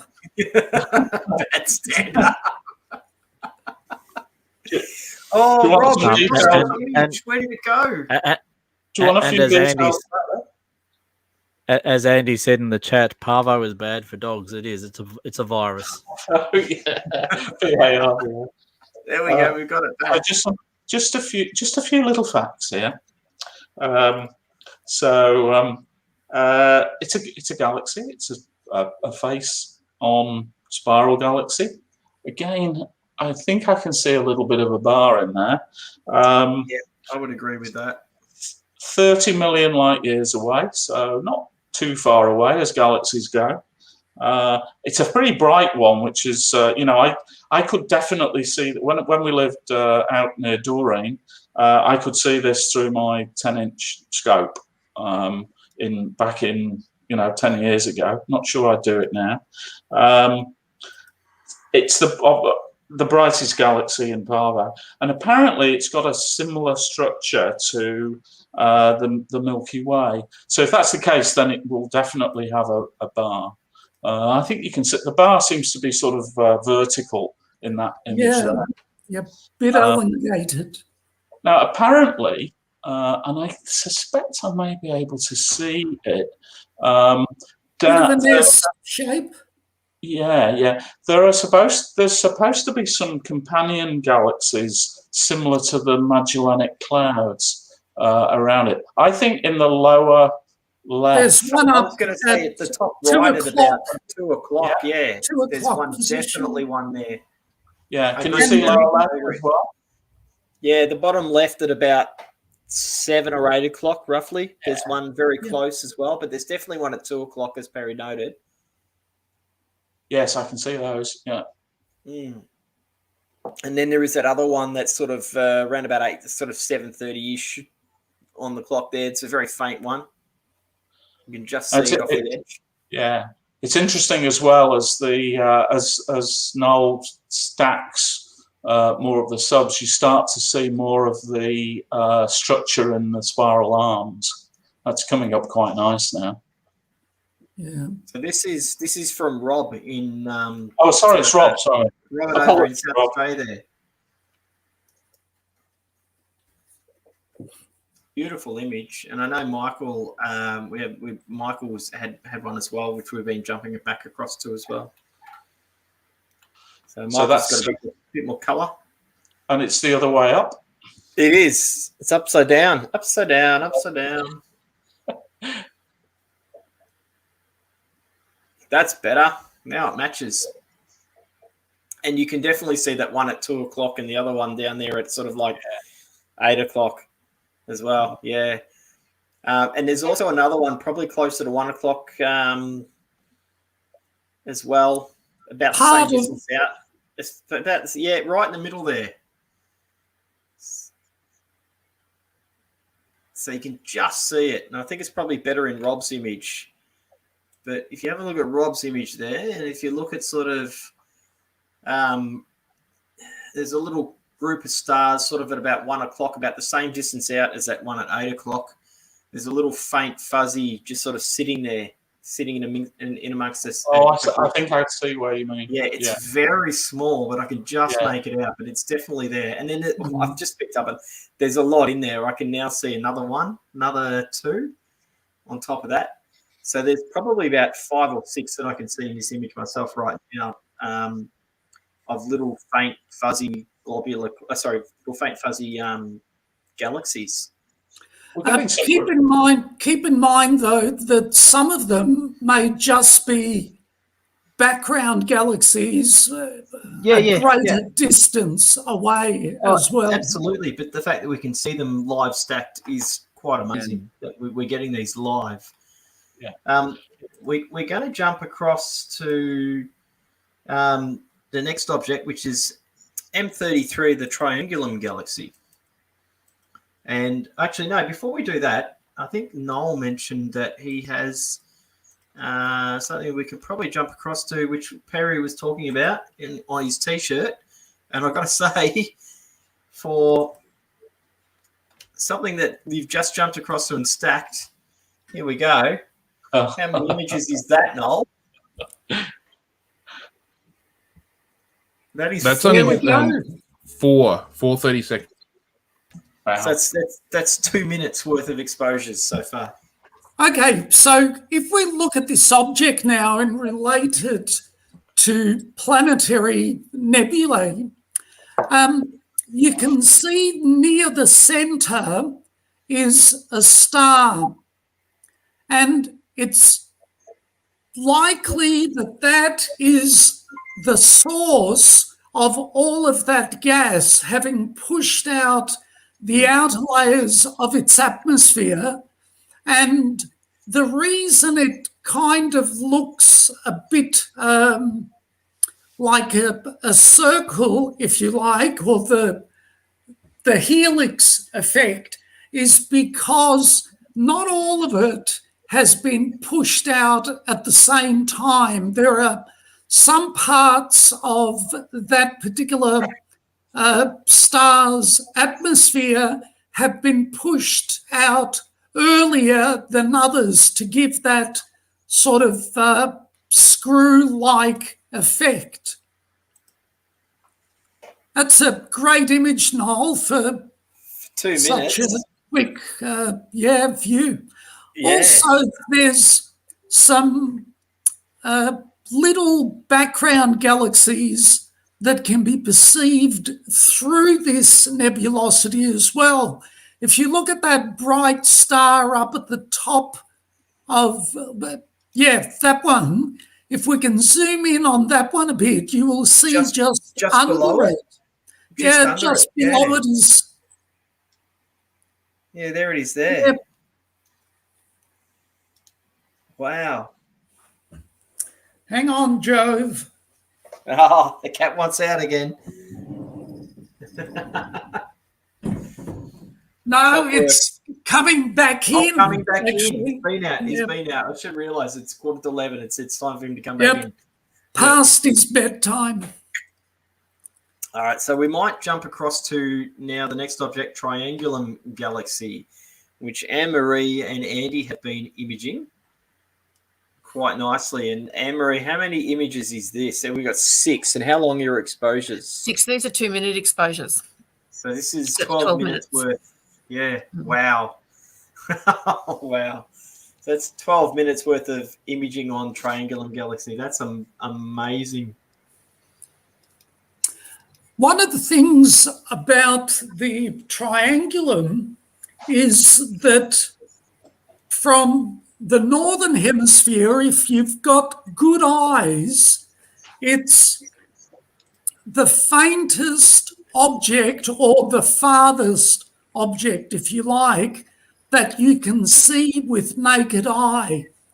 Now, I've tried it a few times from our dark sky site, and also from Vic South at the Little Desert Lodge, without success. Perhaps younger people in their teens and 20s may have better luck from the southern hemisphere, because for us it doesn't rise very far above the horizon, and there's what we call atmospheric extinction that occurs as you get closer to the horizon, where you're looking through a thicker and thicker layer of atmosphere, and that extinguishes some of the brightness of the objects that you're looking at, including stars, galaxies, nebulae, and the like. So if you find yourself in the northern hemisphere and this object is up, see if you can spot it with naked eye. If not, try binoculars. You should be able to make it out as a very soft haze. So obviously, if we were at nil tonight, that's what we would be trying to be doing right now. But unfortunately, we're not there tonight. I mean, we're very close when you think about it. We've come out of lockdown, on Friday? I reckon if we had to come out of lockdown 2 weeks beforehand, we'd all be up at nil right now. And this live stream wouldn't actually be happening in the way that it's happening. So those of you who are watching us now, be thankful that we were in lockdown for an extra couple of weeks. Yeah. Otherwise, we'd all be enjoying ourselves up at nil now, doing the Vic South Live. But this is quite a stunning image, really, for 8 stacks. So this is 16 minutes worth of exposures. Yeah. And that arm structure is improving. You can see each time there's another stack comes on. Really well, that's good. not a stack. That's Andy at the Little Desert Nature Lodge earlier this week, teasing the rest of us because he was able to drive out there because he lives near there. So we're waiting on Andy to get the next image up, which is going to be a cracker. So M31.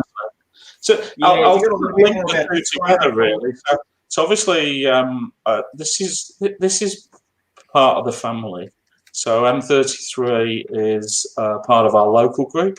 I think it's the 3rd largest of the local group galaxies. So the Andromeda Galaxy, which we'll be looking at next, I think, is the largest. It is. Have you got any more on this one, on M33? Yeah.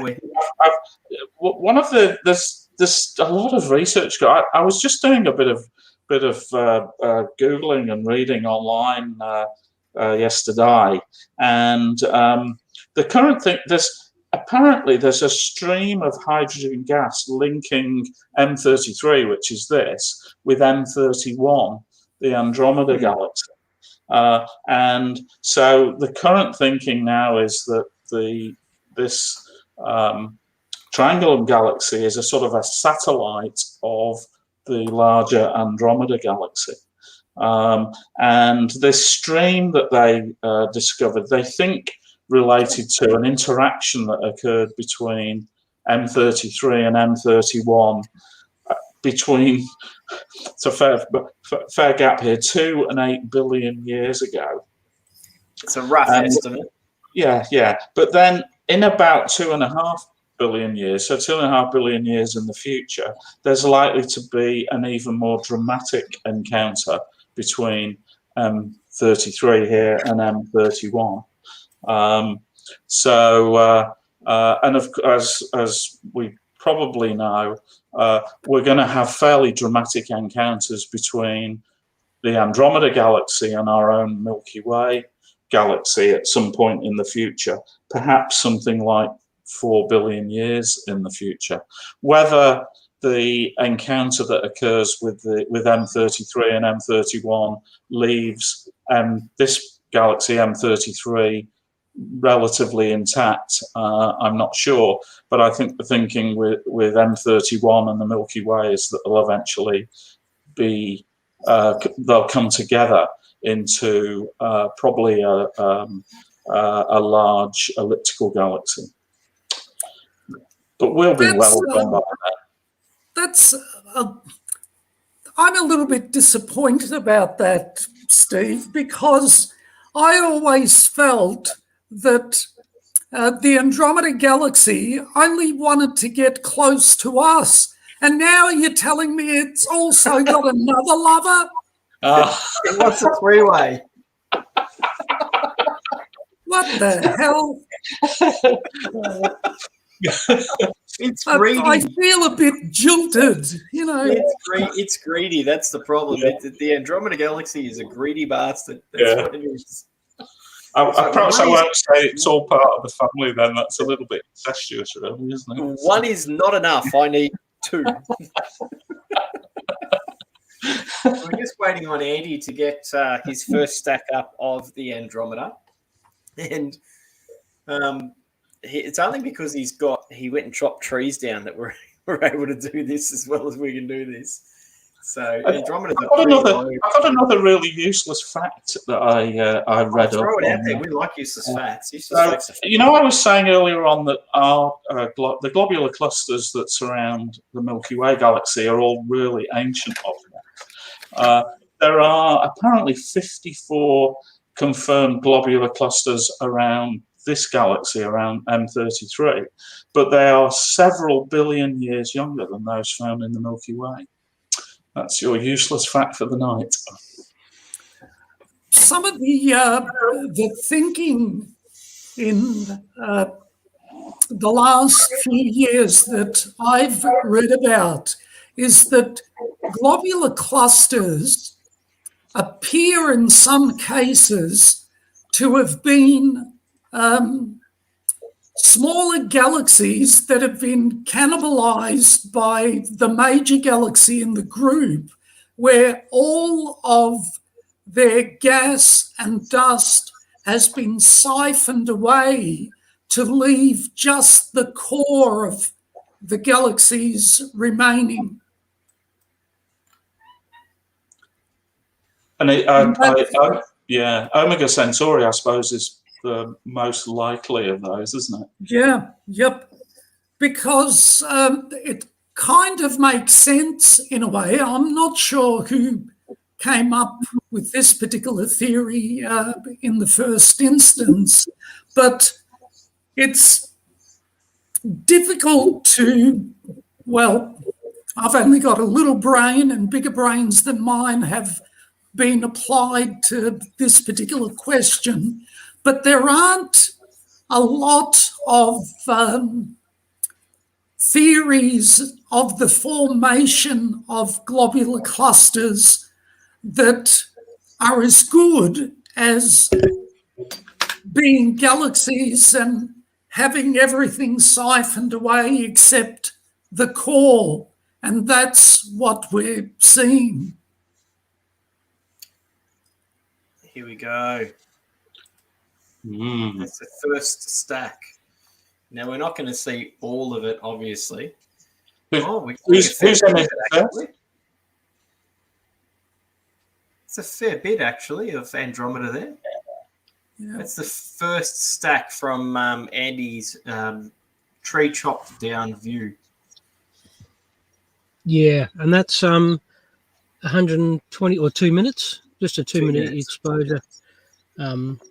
yeah, so I've got just another one coming very shortly into it. So It's probably, we're talking 12 degrees above the horizon, aren't we? yeah, it's probably a bit lower right now. It's probably 11, I think. I'll just have a quick look. Where are we? So We it's are pretty low. Andy, could I ask a different question? Is your field of view about 1.5 to 2 degrees in diameter? Yeah. I just put my. You say that convincingly, Andy. Yeah. Yeah, of course. Look, I'm hopeless in degrees. I'm just looking at how big my sensor is over. Yeah, it's probably. One and a bit degrees, I think. Yeah. Looking over it now, I'm just sort of looking at my overlay sensor over Stellarium, but it's got to be rotated, of course. That's my sensor. So it's about a degree. Now, keep in mind, ladies and gentlemen out there, that if when you're looking at the moon, the diameter of the full moon is half a degree. So what we're seeing there from bottom to top or top to bottom is 2 moon diameters put together. So it's a pretty large object. Yeah, you can see this with the eyes. It's that bright here. I mean, if I went out of my tent now and just probably waited 5 minutes, I'd probably start to see a bit of a fuzzy patch to the north. I've got no towns or anything to the north, so, but I do have trees here, so, but it's a good binocular view. I thought you chopped the trees down. Well, I've chopped a hole in it. I've still kept it's our orchard, so I'm not really chopping too many down, otherwise I'll get in trouble. So for those listening in, Andy's near the South Australian border, so he doesn't really have light pollution issues like the rest of us do, which is why when he says he can step out of the tent and take a few minutes and he can see this as a faint, fuzzy sort of object visually, that's why he can see it. Mark, right now I can see how many galaxies with my eyes. I can see this one. I can see the LMC, the SMC, and the Milky Way. So I can see 4 galaxies quite clearly. Without trying. Yeah. It'd be the same as at Dark Sky Side or Nil, and probably at Stockport. Stockport, we've got a really clear view to the north as well. Yeah. Well, there you go. Andy again flexing with his Border 1 skies, and that's bang on. Well, like, Andy, I've got Border 1. I'll throw it out there. Andy, I'm more impressed with the fact that you weren't prepared to kill a tree for astronomy. That shows good conviction to Mother Earth and nature. Yeah. I think well, it was a kill a tree for astronomy. Yeah, I'll bulldoze anything. No, unless it's your own orchard, then you're selfish. I've cut a hole in the tree and trimmed it off, and it's probably going to do better. It's a apple tree, so just taking the top off, it'll be fine. All right, I think we might be able to move across to the next object. Yeah. Unless, Steve, you've got anything you'd like to add? I could talk for quite a while about M31. I'm just mindful that we've got quite a lot of objects still in the list. We've got another 7 or 8 to go. I'm good to continue if everyone else is. So we'll jump across the next one. Don't forget to mention the 2 satellite galaxies as well. Yeah, you can see both of those there. M42 and M110. So when you say satellite galaxies, Perry, what do you mean by that? Like the Magellanic Clouds, they they orbit M31 the same way that the Magellanic Clouds orbit the Milky Way. It's interesting as well that Charles, bless his cotton socks, Charles Messier, he saw M31, obviously, and the little blobby one off to the right, which is M32, he saw that one, as you can guess from the catalogue number, pretty around the same time. But he didn't actually catalogue the M110 at the same time. He made a few notes about it and sort of suggested that he'd seen something. And then the numbers in the catalogue that are sort of over 100 were added in to the Messier catalogue well after Charles had sort of popped his clogs. I'm not sure, fairly recently I think they were added to the catalogue. So M110, which is the galaxy over on the left there, is one of these ones that Charles made a few notes about, and then it was decided to add an additional 10 objects to Charles's catalogue. So what we know for sure is that these definitely are not comets. Sorry, Michael.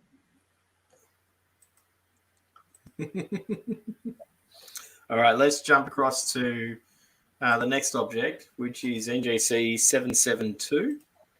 And this is coming in live from Stockport in Adelaide. Not Stockport, Manchester. No, no one cares about England, do they? That's a shame. It would be. It will be raining anyway. So here we go. NGC 772. Take it away, guys. Well, I've never seen this object before, so I pass. Well, I haven't seen it either before, but I did a bit of, because it was on the list, I thought I'll do a little bit of research on it. This is called the Fiddlehead Galaxy. And isn't it a beautiful shape?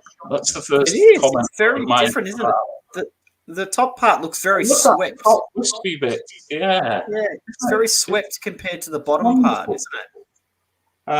It's an unbarred spiral galaxy in the constellation Aries, and it's magnitude 9.8, so it's fairly readily visible in a medium-sized telescope. No, it isn't, Steve. I've gone over that area in great detail and have never spotted it.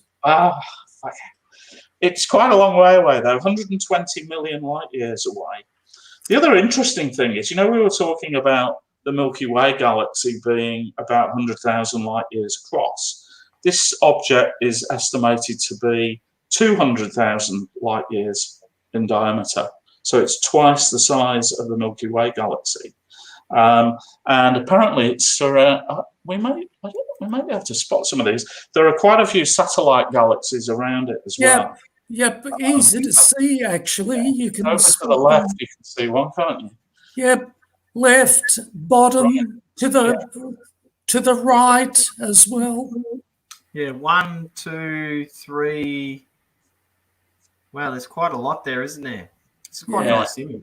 So there's one of them is an NGC object, NGC 770, and that's a dwarf elliptical. That's the one below it at the 5 o'clock position. Yeah. I really like that object. I've never looked at that visually, but perhaps, Perry, it's going to be a bit of a challenge. We'd certainly be able to see it with the bigger scopes up at Heathcote. Yeah, I would think so.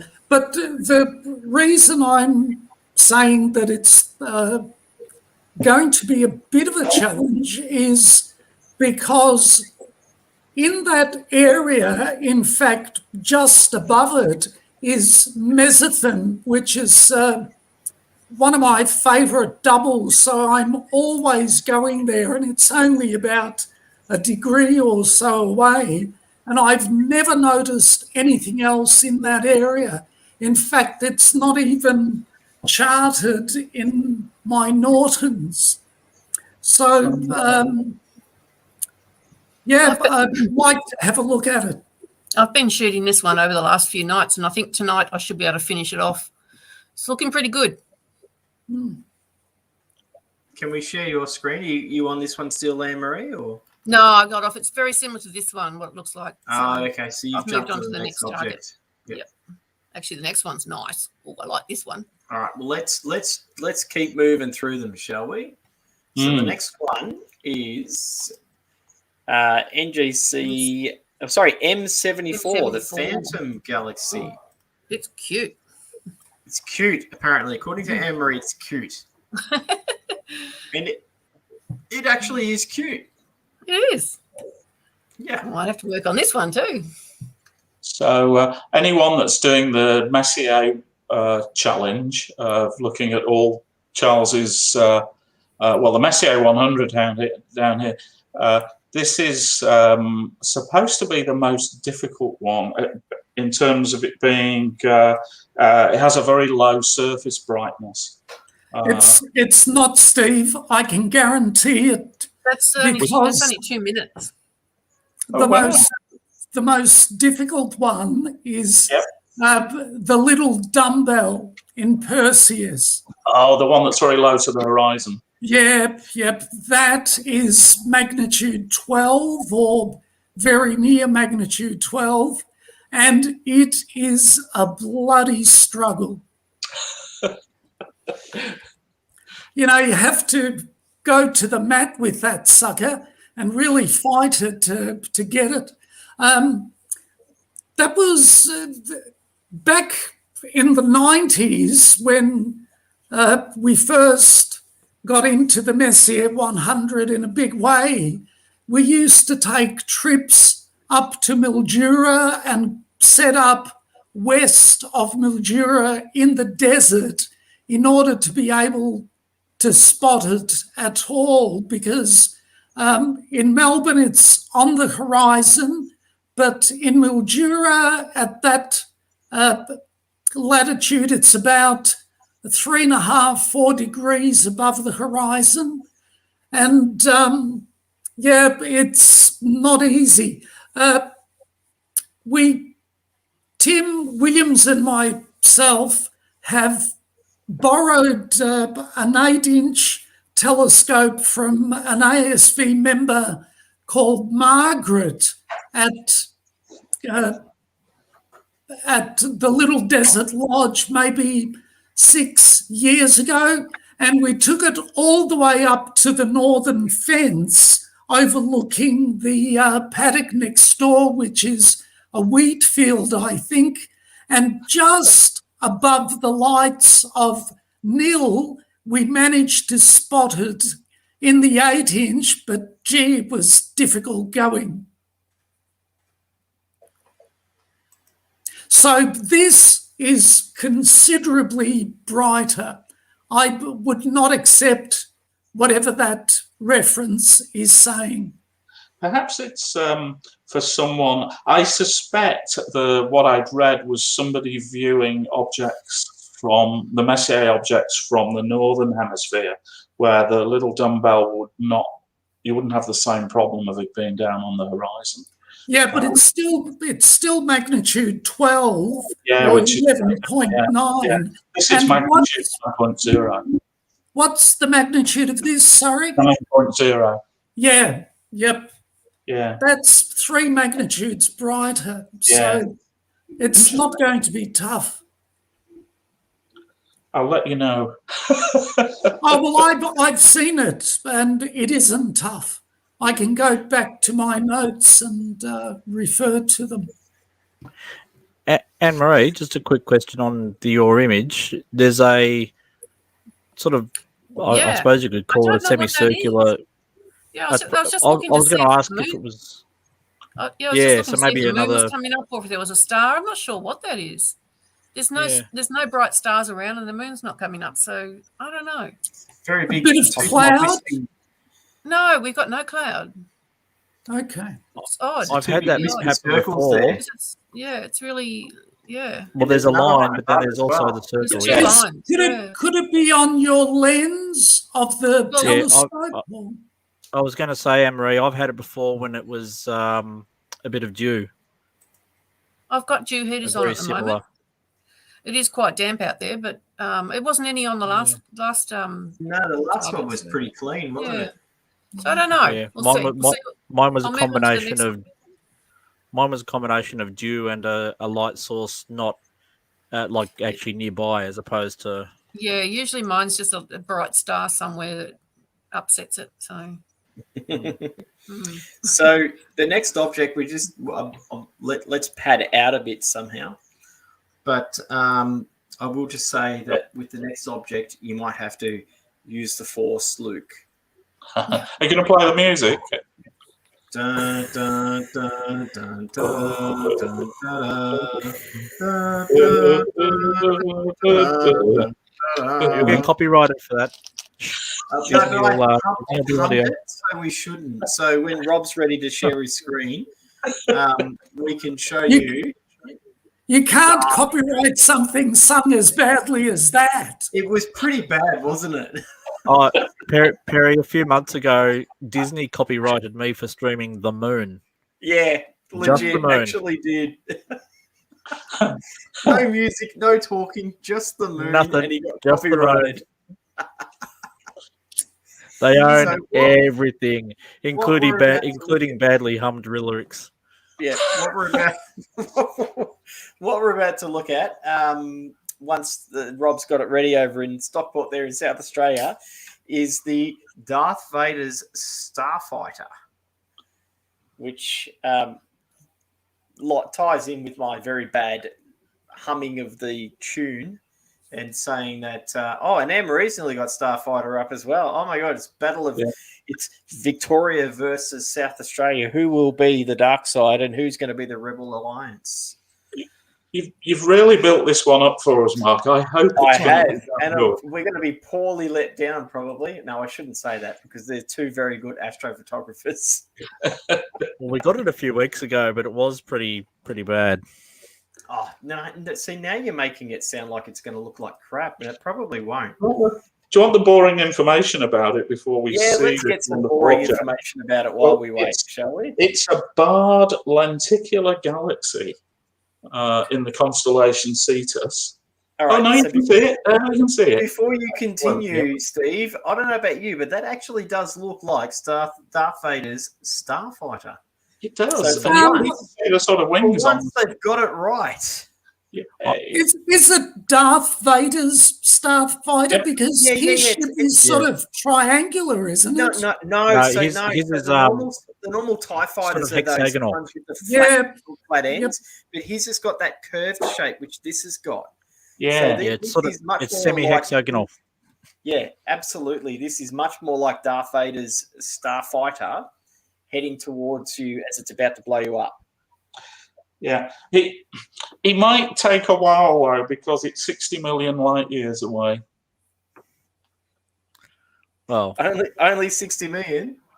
Yeah, that's approaching dinosaur country. It is, isn't it? But I will say that absolutely does look like it comes from a galaxy far, far away.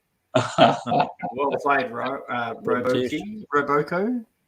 Oh, that's one of Andy's followers, Twitch followers. Yeah, who's now following us on Twitch. So that's wonderful. Of course, William Herschel, who was pretty excited about things that looked like Uranus at the time, he thought it was a planetary nebula. Of course he did. Yeah, what did he call it back then? He wouldn't have known of Darth Vader. No, he would have just given it a number. It's a number, yeah. What did he get number? Herschel had a very distinctive way of numbering his objects where it was a number, say 11, and then to the side of it, it would have another number as well, and the two of them, I can't recall exactly which was which, but one of them inferred the brightness of the object, and the other the type of object that it was, to the best of his view at least. So something that was an open cluster would have one primary number and then a sort of sub-number next to it. You can see it in old Norton's star atlases. There's quite a few objects that have his old numbering system. And in fact, it was his old numbering system that eventually became the NGC. Well, that's interesting. So he's the reason we have the new general catalogue. Yeah, but Draper combined Herschel's catalogue with another catalogue and called them the new general catalogue. Wonderful. That's something I didn't know. I do know now. Here we go. Just off YouTube, the Starfighter could do hyperspace jump, so he'll be here soon. Watch out, guys. We're in a bit of trouble now. We will be here soon. So the next object we're jumping across to, and hopefully we can get something soon that's got a wider field view. Anne-Marie's trying to get it now, and because it's Halloween, we have to have some Halloween-themed objects. We had Dracula Cluster. We had Phantom Galaxy. We could throw Darth Vader's Starfighter Galaxy in there. We're going to hopefully jump across to the Witchhead Nebula. That's the next one. We're just waiting to see if we can get it. Oh, we've got Cloud. We've been attacked by Cloud. The clouds have spoiled the fun. What we think it's going to be pretty hard anyway. Control my image. No, it's not real Cloud. It's just that because it takes up my whole. Have a look at the screen and you'll see what I mean. All right, let's have a look at the screen. It's all. It just looks like a big cloud, and it's not. It's actually the witch's head. Looks like a whole lot of nebula. Yeah, it's just the witch's head. It's just that I can only get a very small portion of it. You've got the nose there. Yeah, that's right. Yeah. Yep. Well, Perry, do you want to tell us a bit about the Witch's Head Nebula and the nose that we're looking at the moment then? Yeah, but the nose is kind of in the middle, and the eyes off to the side. It's basically a reflection nebulosity, which is predominantly dust, and it's reflecting the nearby star Rigel. So it's not actually in Orion. It just makes it inside the border of Eridanus, and the beginning of the river of Eridanus, the star called Cursor, is right next to it as well. So it's sort of between Rigel and Cursor, Beta Eridani. Steve, have you got anything else to... Oh, Steve's not there. I'm here. There. Oh, he's Sorry. back. He ran away. Quick comfort break there. Do you have anything else to add to the Witch's Head Nebula? We're looking at the nose of the Witch's Head Nebula just because we can't quite get that field. Obviously, I missed a little bit of what Perry was saying there. Let's jump across. There we are. There it is. That's fantastic. So this is not live now, I'm assuming. I'm pretty sure this is one of Michael's pre-imaged images. Would I be right, Mike? Yeah, this is archival. Yes, correct. It's an archival image. This is not live tonight, but it gives you an idea. So we were in the nose area with Anne-Marie. There, yep. Around there. But this is, I guess, a wider field view of it. Yep. So where you've got the cursor is where the mouth is. Below that, the chin. And underneath is the hair that comes out from under her witch's hat. It really is a Halloween one. When you look at it, though, it does actually look like the typical description of a witch, doesn't it? The big nose, the pointed chin, the long forehead. Perry, did you mention that there's a theory that it's an ancient supernova remnant? Yeah, it's difficult to sort of equate that with the complete bluish sort of colour that it has, because it could be because to give that bluish colour, it's sort of basically reflecting light. And when a supernova explodes, it does leave some dust behind. So, well, look, it could be. Yeah, it's also apparently the theory is that the reflection is from light coming from Rigel. Yeah. Which, well, as we know, is a very bright, incredibly bright star. Well, Rigel shines with about 57,000 times the luminosity of the sun. Only 57,000 times, is that? Yeah, so it's a blue supergiant. Would that explain the and I'm going to sound like a 5-year-old child here, but would that explain the blue colour in that image that we're seeing? No, that's actually done by Michael's Pastels. He's got a new set now, and he's got a new set now. Yeah, he's likes to use it. Oh, that's a very, very good. And now he's even thrown the witch scream into it. He's throwing everything into the cauldron. He's absolutely throwing everything into it. So the next object is one of Michael's ones as well. So Michael's going to have a bit of a chat about Comet 19P or Comet Borrelli. I shall. Yes. Yeah, all for the Comet Man. So it's the 19th periodic comet, discovered in 1904, and this is the 17th observed return. It's got an orbital period of 6.8 years. It's closest to the Sun on February the 1st at about 1.3 astronomical units. So by the time it gets there, it should brighten up to about magnitude 9 in January. But at the moment, it's about mag 11.5. And So situated in Grus. Very large binoculars at this point, but by January. In January. Yes. Yep. Yeah. That's right. Did you say 6.5 year period, Michael? Yeah, 6.8 actually, to be precise. Now, Encke's comet is the shortest period. What's that, about 3.3? 3 years? 3 years. 3.3 exactly. Yep. Yep. That's pretty much it. It's got a reasonably bright core, and it's got a very unusual shape to it.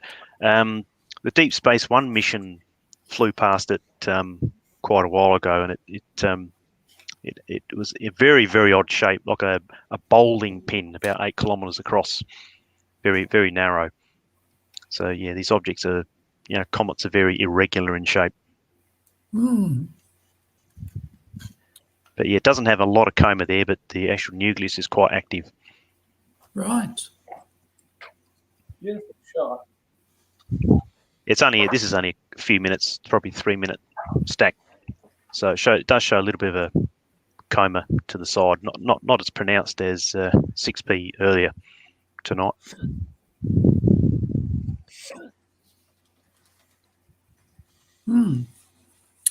Are we due for anything brighter than these over summer? The Christmas comet, for example. So you're talking comet-wise. Sorry. Yes. Well, you need to watch the replay of my talk this afternoon. For those who didn't watch the talk, Michael, can you explain what you were talking about? Exactly. Yeah. So basically we're going to get quite an impressive comet, hopefully, fingers crossed, in December, in a couple of months' time. It's going to approach the Earth very, very closely, and also the Sun quite closely. So fingers crossed it gets to naked eye visibility, and to be perfectly situated in the evening sky for us Southern Hemisphere folks. What constellation? Sagittarius through to Microscopium. Oh, okay. Yep, from December the 16th onwards. Right. Sounds good. Right. We're going to quickly jump across while we've got a couple of the guys stacking an object. Kim over in Adelaide, or South Australia, I should say, has got M45 for us live. Beautiful. The 80s. I'm looking up and it's just a few degrees above the horizon, above our tree line actually, and there you go. Some nebulosities coming out as well. Yeah. Yep, just below Merope there, or to the left of Merope. It's a beautiful shot. Yeah. So the glow of those stars is quite amazing, isn't it? Oh, the halos, the circular halos caused by the filter, I'm sure. But you can see the other, the haze, the nebulosity. Yeah, just start to see it. Yeah, yeah, it's beautiful. I know it was not on our list tonight, but we're waiting on we've got a couple of guys who are looking at the next object, and I've just seen we've got it up. So we just thought we'd jump across to that one. That Kim had that one going nicely, so thought we'd jump over there and have a peek at it. Steve, you have anything you want to say about the Pleiades before we move across to the next object? Not really. I always think of it as we come into the sort of late spring, summer time. You know, you've got the Pleiades and the Hyades, and then moving on up to Orion, which is our next object. It's a wonderful sight. It's a great time of the year. It is. So let's jump across from that. As awesome as that looks, we're going to jump across from that to M42 Orion Nebula. So this is live from Andy's equipment over near the South Australian border there in Victoria. And Andy, how many stacks have you got going there at the moment? I've got just 4 1-minute stacks. So 4 minutes happening there. Yeah, the last one came a bit weird. Something happened. I don't know. It's gone. Chopped the top off it. Yeah, really annoying. Like, I don't know what happened there, but just these are the images. That's a single 1 minute. But that's a keeps chopping the top off it on you. Yeah, just hopefully. Yeah, I don't know what happened. While you deal with that, I'm going to throw it to Steve and Perry to have a chat about M42 Orion Nebula. Sure. Well, this is as I would expect, virtually everyone on the call will know the Orion Nebula. It's visible to the naked eye in a reasonably dark, probably dark suburbs. I would think you would be able to see it reasonably well to the naked eye. The interesting thing when we start to look at it photographically is that one of the bits I like looking at in the Orion Nebula is the trapezium, which is 4 of the stars in the core, and they always get washed out. You can see them there in that. So that's a sort of a bonus, if you like, of visual observing. Is the trapezium it really stands out very well, and if you've got a good telescope and it's a very clear night and you've got good seeing, you can see not just the 4 stars that make up the trapezium, but relatively easily the 5th star, and if it's very good, the 6th star. So or always a good test, I think. But so the M42, it's primarily an emission nebula, but there's also a bit of reflection nebula built into it as well. It's 1,344 light years away at the last count. No, that's not right. It's 1,343. I mean, who can get so exact? I am staggered by that figure, Steve. Where did you get that? So it's interesting because most of the nebulae that sit in as part of this Orion molecular cloud complex, which is the objects that we're going to be looking at, I think, for the rest of the evening, actually. Everyone says, oh, they're about 1,500 light years away. And then they come up with this really exact figure for the Orion Nebula, which is in roughly the same area of space. Yeah, it's difficult to believe. One of the other things for anybody doing their Messier 100, we talk about Messier 42, but can you also just point out Messier 43, please, Steve? I know where it is. I can't, but whoever can. Who's got a pointer?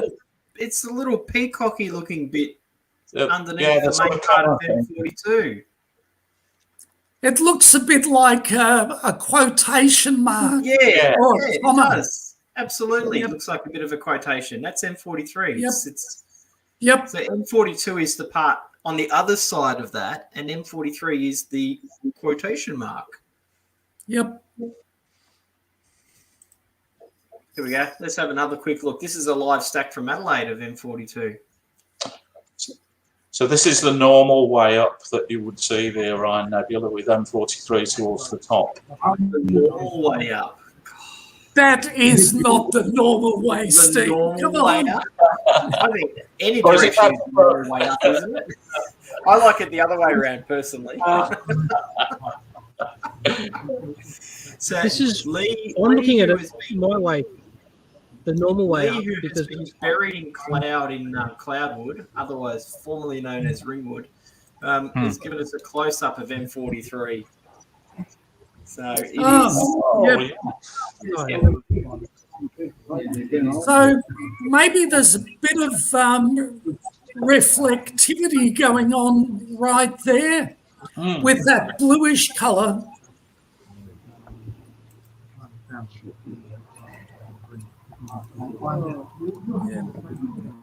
That's excellent. Good job, Lee. Thank you. And if you pull out a little bit, it becomes easier to see what's referred to as the bat wings. Let's go back. Let's go back there. Well, where did we go? Up top. There we go. We'll jump back to this one. So the different parts of the nebulosity have traditional names, if you like, that go back a long time. Where the trapezium is, that darker bay is referred to as the fish mouth, because if you can look at it from right to left, with the tail being at the at the right, and the mouth being to the left, it appeared that way to somebody in the long gone distant past, but also from that area there is what appears to be wings sprouting out, and in that particular view with the purple or the pinkish, it becomes more prominent, and they're called the bat wings. Yeah, I think that's a very good description of that, Perry. That's now, when you say it's the right way up and right way down, right? I'm looking at Stellarium, and I look with my binoculars, and this is the way I see it. So if you can look at Stellarium right now, Oh, I've actually got it live now too. Yeah. So that's the way it sees, Stellarium sees it, and I zoom out, and Yep. there's my eastern horizon. So it depends which, if it's flipped over and it's in the western horizon, of course it's going to be looking upside down. Well, usually though, Andy, it's because of the optical configuration of the telescope. You see it upside down, correct? Yeah. Well, my image is correct then, because this is my image. Your image is correct. And it's reflective. Every way is correct. Yeah. I think of what I've done. My reflector, so I've got 2 mirrors plus my camera's upside down, so that's why it's good. Every which way but loose. Let's move on to the third last object for the night. I finally got it stacking now too. Yeah, well, you can jump across to the. Oh, hang on, let's give Lee some glory. He's waited all night to have clear skies, and he's finally. It's easier to see the bat wings in this one. Mm-hmm. That's imaging in HA too. Yeah. So that's sort of more like the view you would get visually of the Orion. Yep. Yeah. I think it looks like one of the the stealth fighters. Is it a Klingon stealth fighter? Klingon bird of prey. Bird of prey. That's it. Yeah. All of the Star Trek fans are sitting going, you haven't mentioned Star Trek all night, and you're talking about Star Wars. Now we have. There we go. They're happy now. And it's the bird of prey, not the not the warbird. Yeah. So we're going to jump over to the Running Man now, live from South Australia from Robert. Robert's got the Running Man Nebula here. And I've never understood the Running Man Nebula myself. I'm with you, Mark. I've just never got it. Like, it's meant to be a running man, and I don't see a running man in there. No. I think it's another one where we see it upside down, and so that makes it harder to visualize. Yeah, I've seen the Northern Hemisphere versions, and I still don't see a running man in there. There ain't no man running in that. But it's an interesting and quite beautiful object. So, Steve, I'm going to throw it over to you. I've got haven't got much on this. It's a pretty popular object for astrophotographers, I think, this one, but perhaps not such a popular one for visual observing.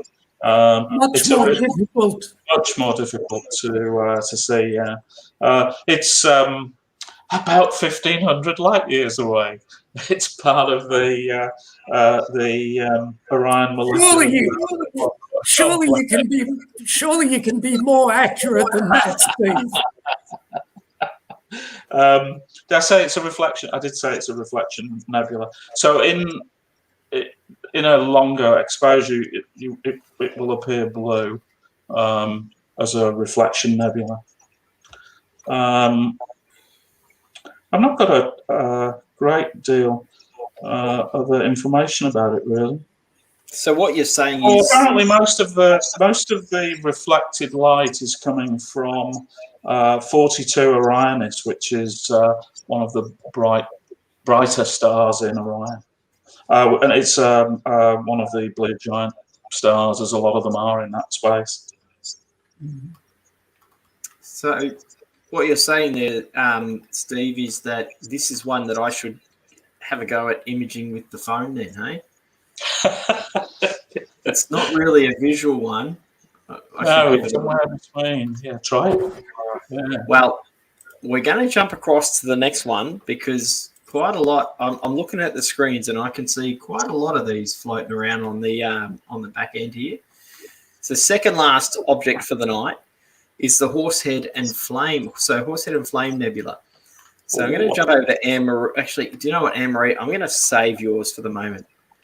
I really am. I'm going to jump over to Kim, who's got a Horsehead and Flame live stacked from. Oh, he's upside down too. He's upside down. Yeah, he's upside down. So Horsehead and Flame live from Stockport in South Australia. Kim, tell us, what have we got exposure-wise? Let me check on that.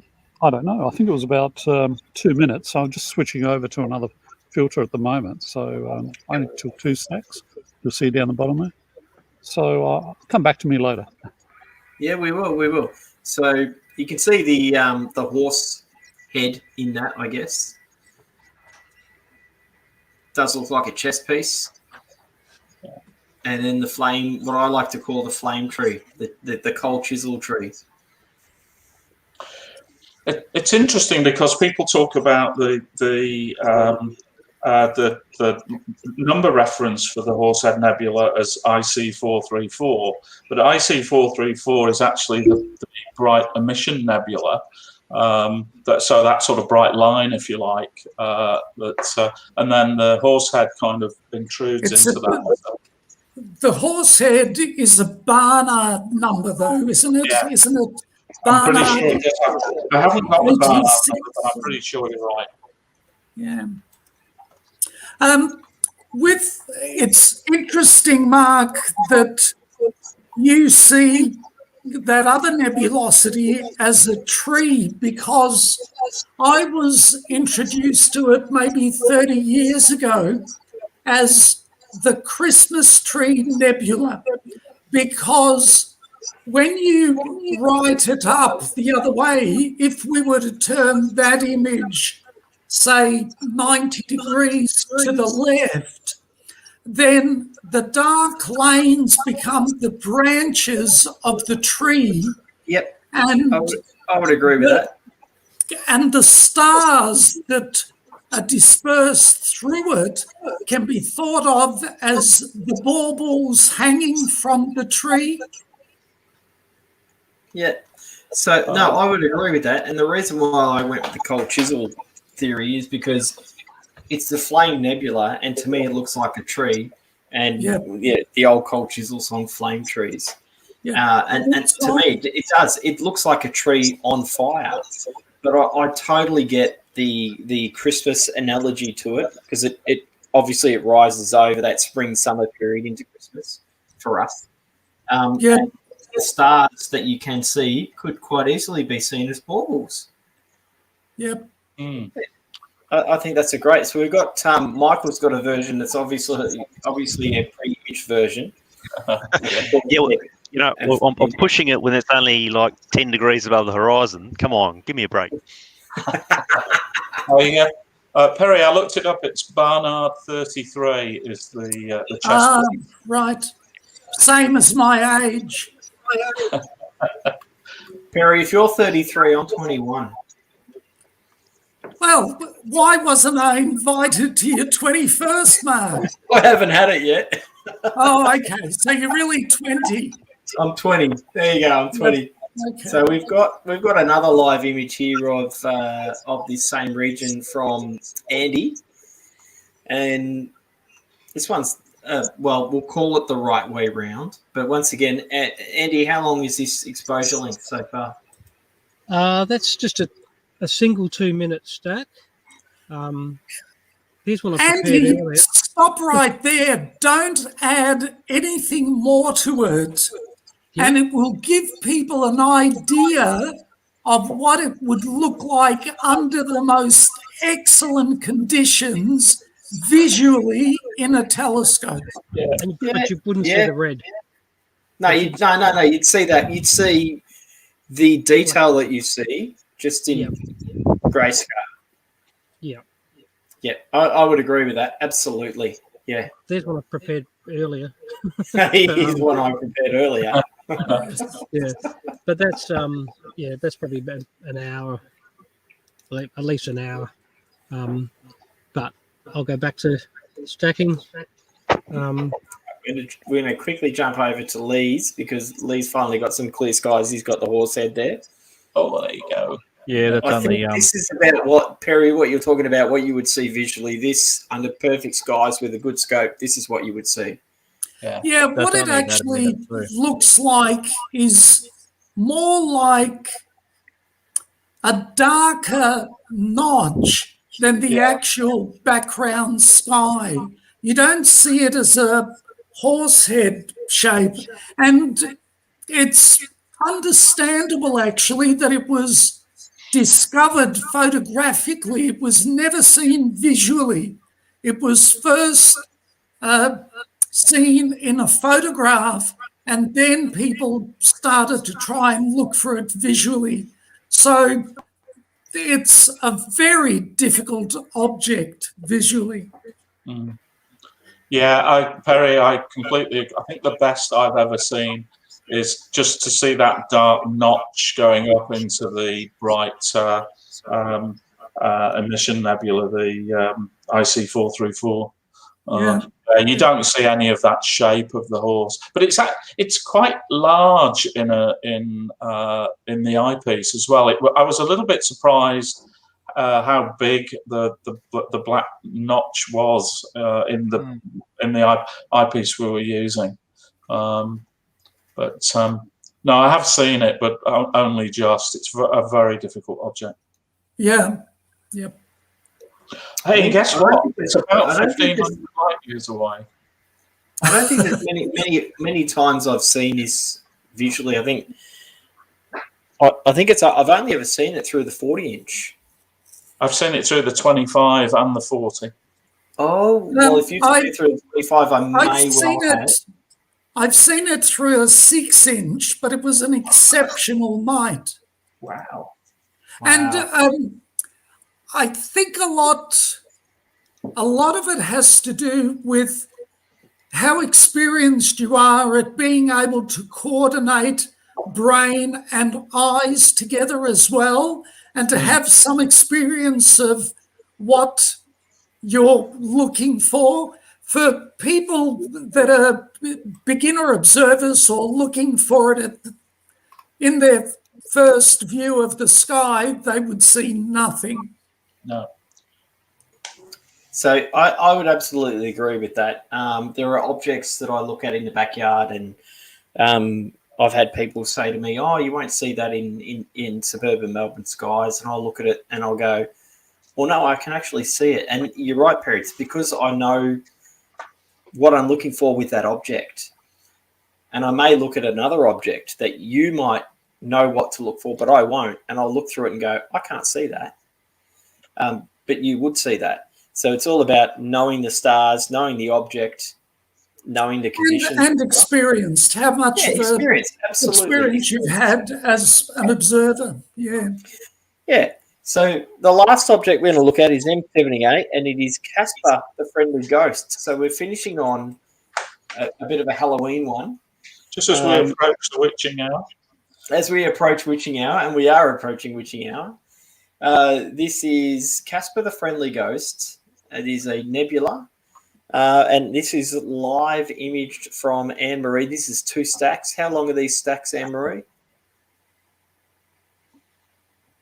The 60-second exposures. So this is 2 minutes worth of exposures of Casper the Friendly Ghost Nebula. So Perry and Steve, I'm going to throw it across to you. M78 from Messier's famous catalogue. It's quite a deal smaller than the better-known Orion Nebula M42, and the distance to it is 1,427 light years.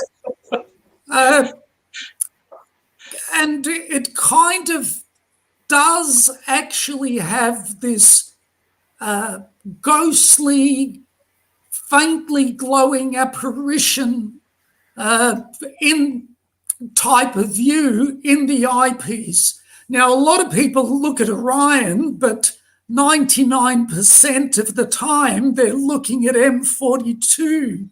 So if they looked a little bit lower below the belt stars, they'd be able to bag this one as well. And it's a bit more challenging for beginner observers, but they should be able to get it. Anne-Marie's got a lovely view of it here, but let's be honest and warn people searching for it with a visual telescope. It's not going to look like this. It'll be much less pronounced and smaller. Steve, have you got anything else to add to that? I was on mute there. I've come off. Yeah, I agree, Perry. It's I don't find it the easiest object to find, and when you do, it's kind of a bit disappointing because it's just a bit of a misty patch. It's a bit like it's fairly small, but you know how when you look at, say, the Helix Nebula, which is also a bit of a faint misty patch, it's that kind of disappointment I find through a smaller scope. Really? I'm surprised that you're comparing it with a Helix, because I think the Helix is the best of the planetaries to look at. It's certainly the largest and the easiest, but I know what you mean. There are disappointments. Many a girlfriend has told me that. So, you've just got to move with it and keep going. Well played. I like that. That was well played. Yeah. I wasn't expecting that. All right, on that note, we're going to finish up. This is a live image being stacked from Stockport in South Australia at the moment by Kim, the president of the Astronomical Society of South Australia. And I just wanted to say thank you to everyone who was on the stream tonight. Kim, Noel, Lee, the front yard astronomer, who had nothing but cloud until the last half hour. Michael, for joining us and teaching us a little bit about comets. Steve, thank you for your expert commentary. Andy, Anne-Marie, Perry, thank you very much for being here tonight. It's been great fun. We've still got 2 live streams left, which will occur tomorrow, starting at midday, which is the solar eclipse talk presented by Dr. Rod Hill. Following Rod Hill's talk at midday at 2 p.m., we have the solar live stream from Dr. Russell Cockman, which will be sharing a live view of the sun. Fingers crossed the clouds stay away. We have hopefully Lee on standby and Anne-Marie on standby to help Russell out if we have cloudy skies where Russell is. But thank you again for joining us on tonight's stream. We hope you enjoyed it. And again, if you're not following the ASV or the ASSA on Facebook, give us a like. If you're not following either society on YouTube, please hit the subscribe button. And we will see you at midday tomorrow. And once again, to the viewers, thank you for joining us. And to the team here tonight, thank you for being here with us tonight. It has been wonderful, and your expert knowledge has always been great.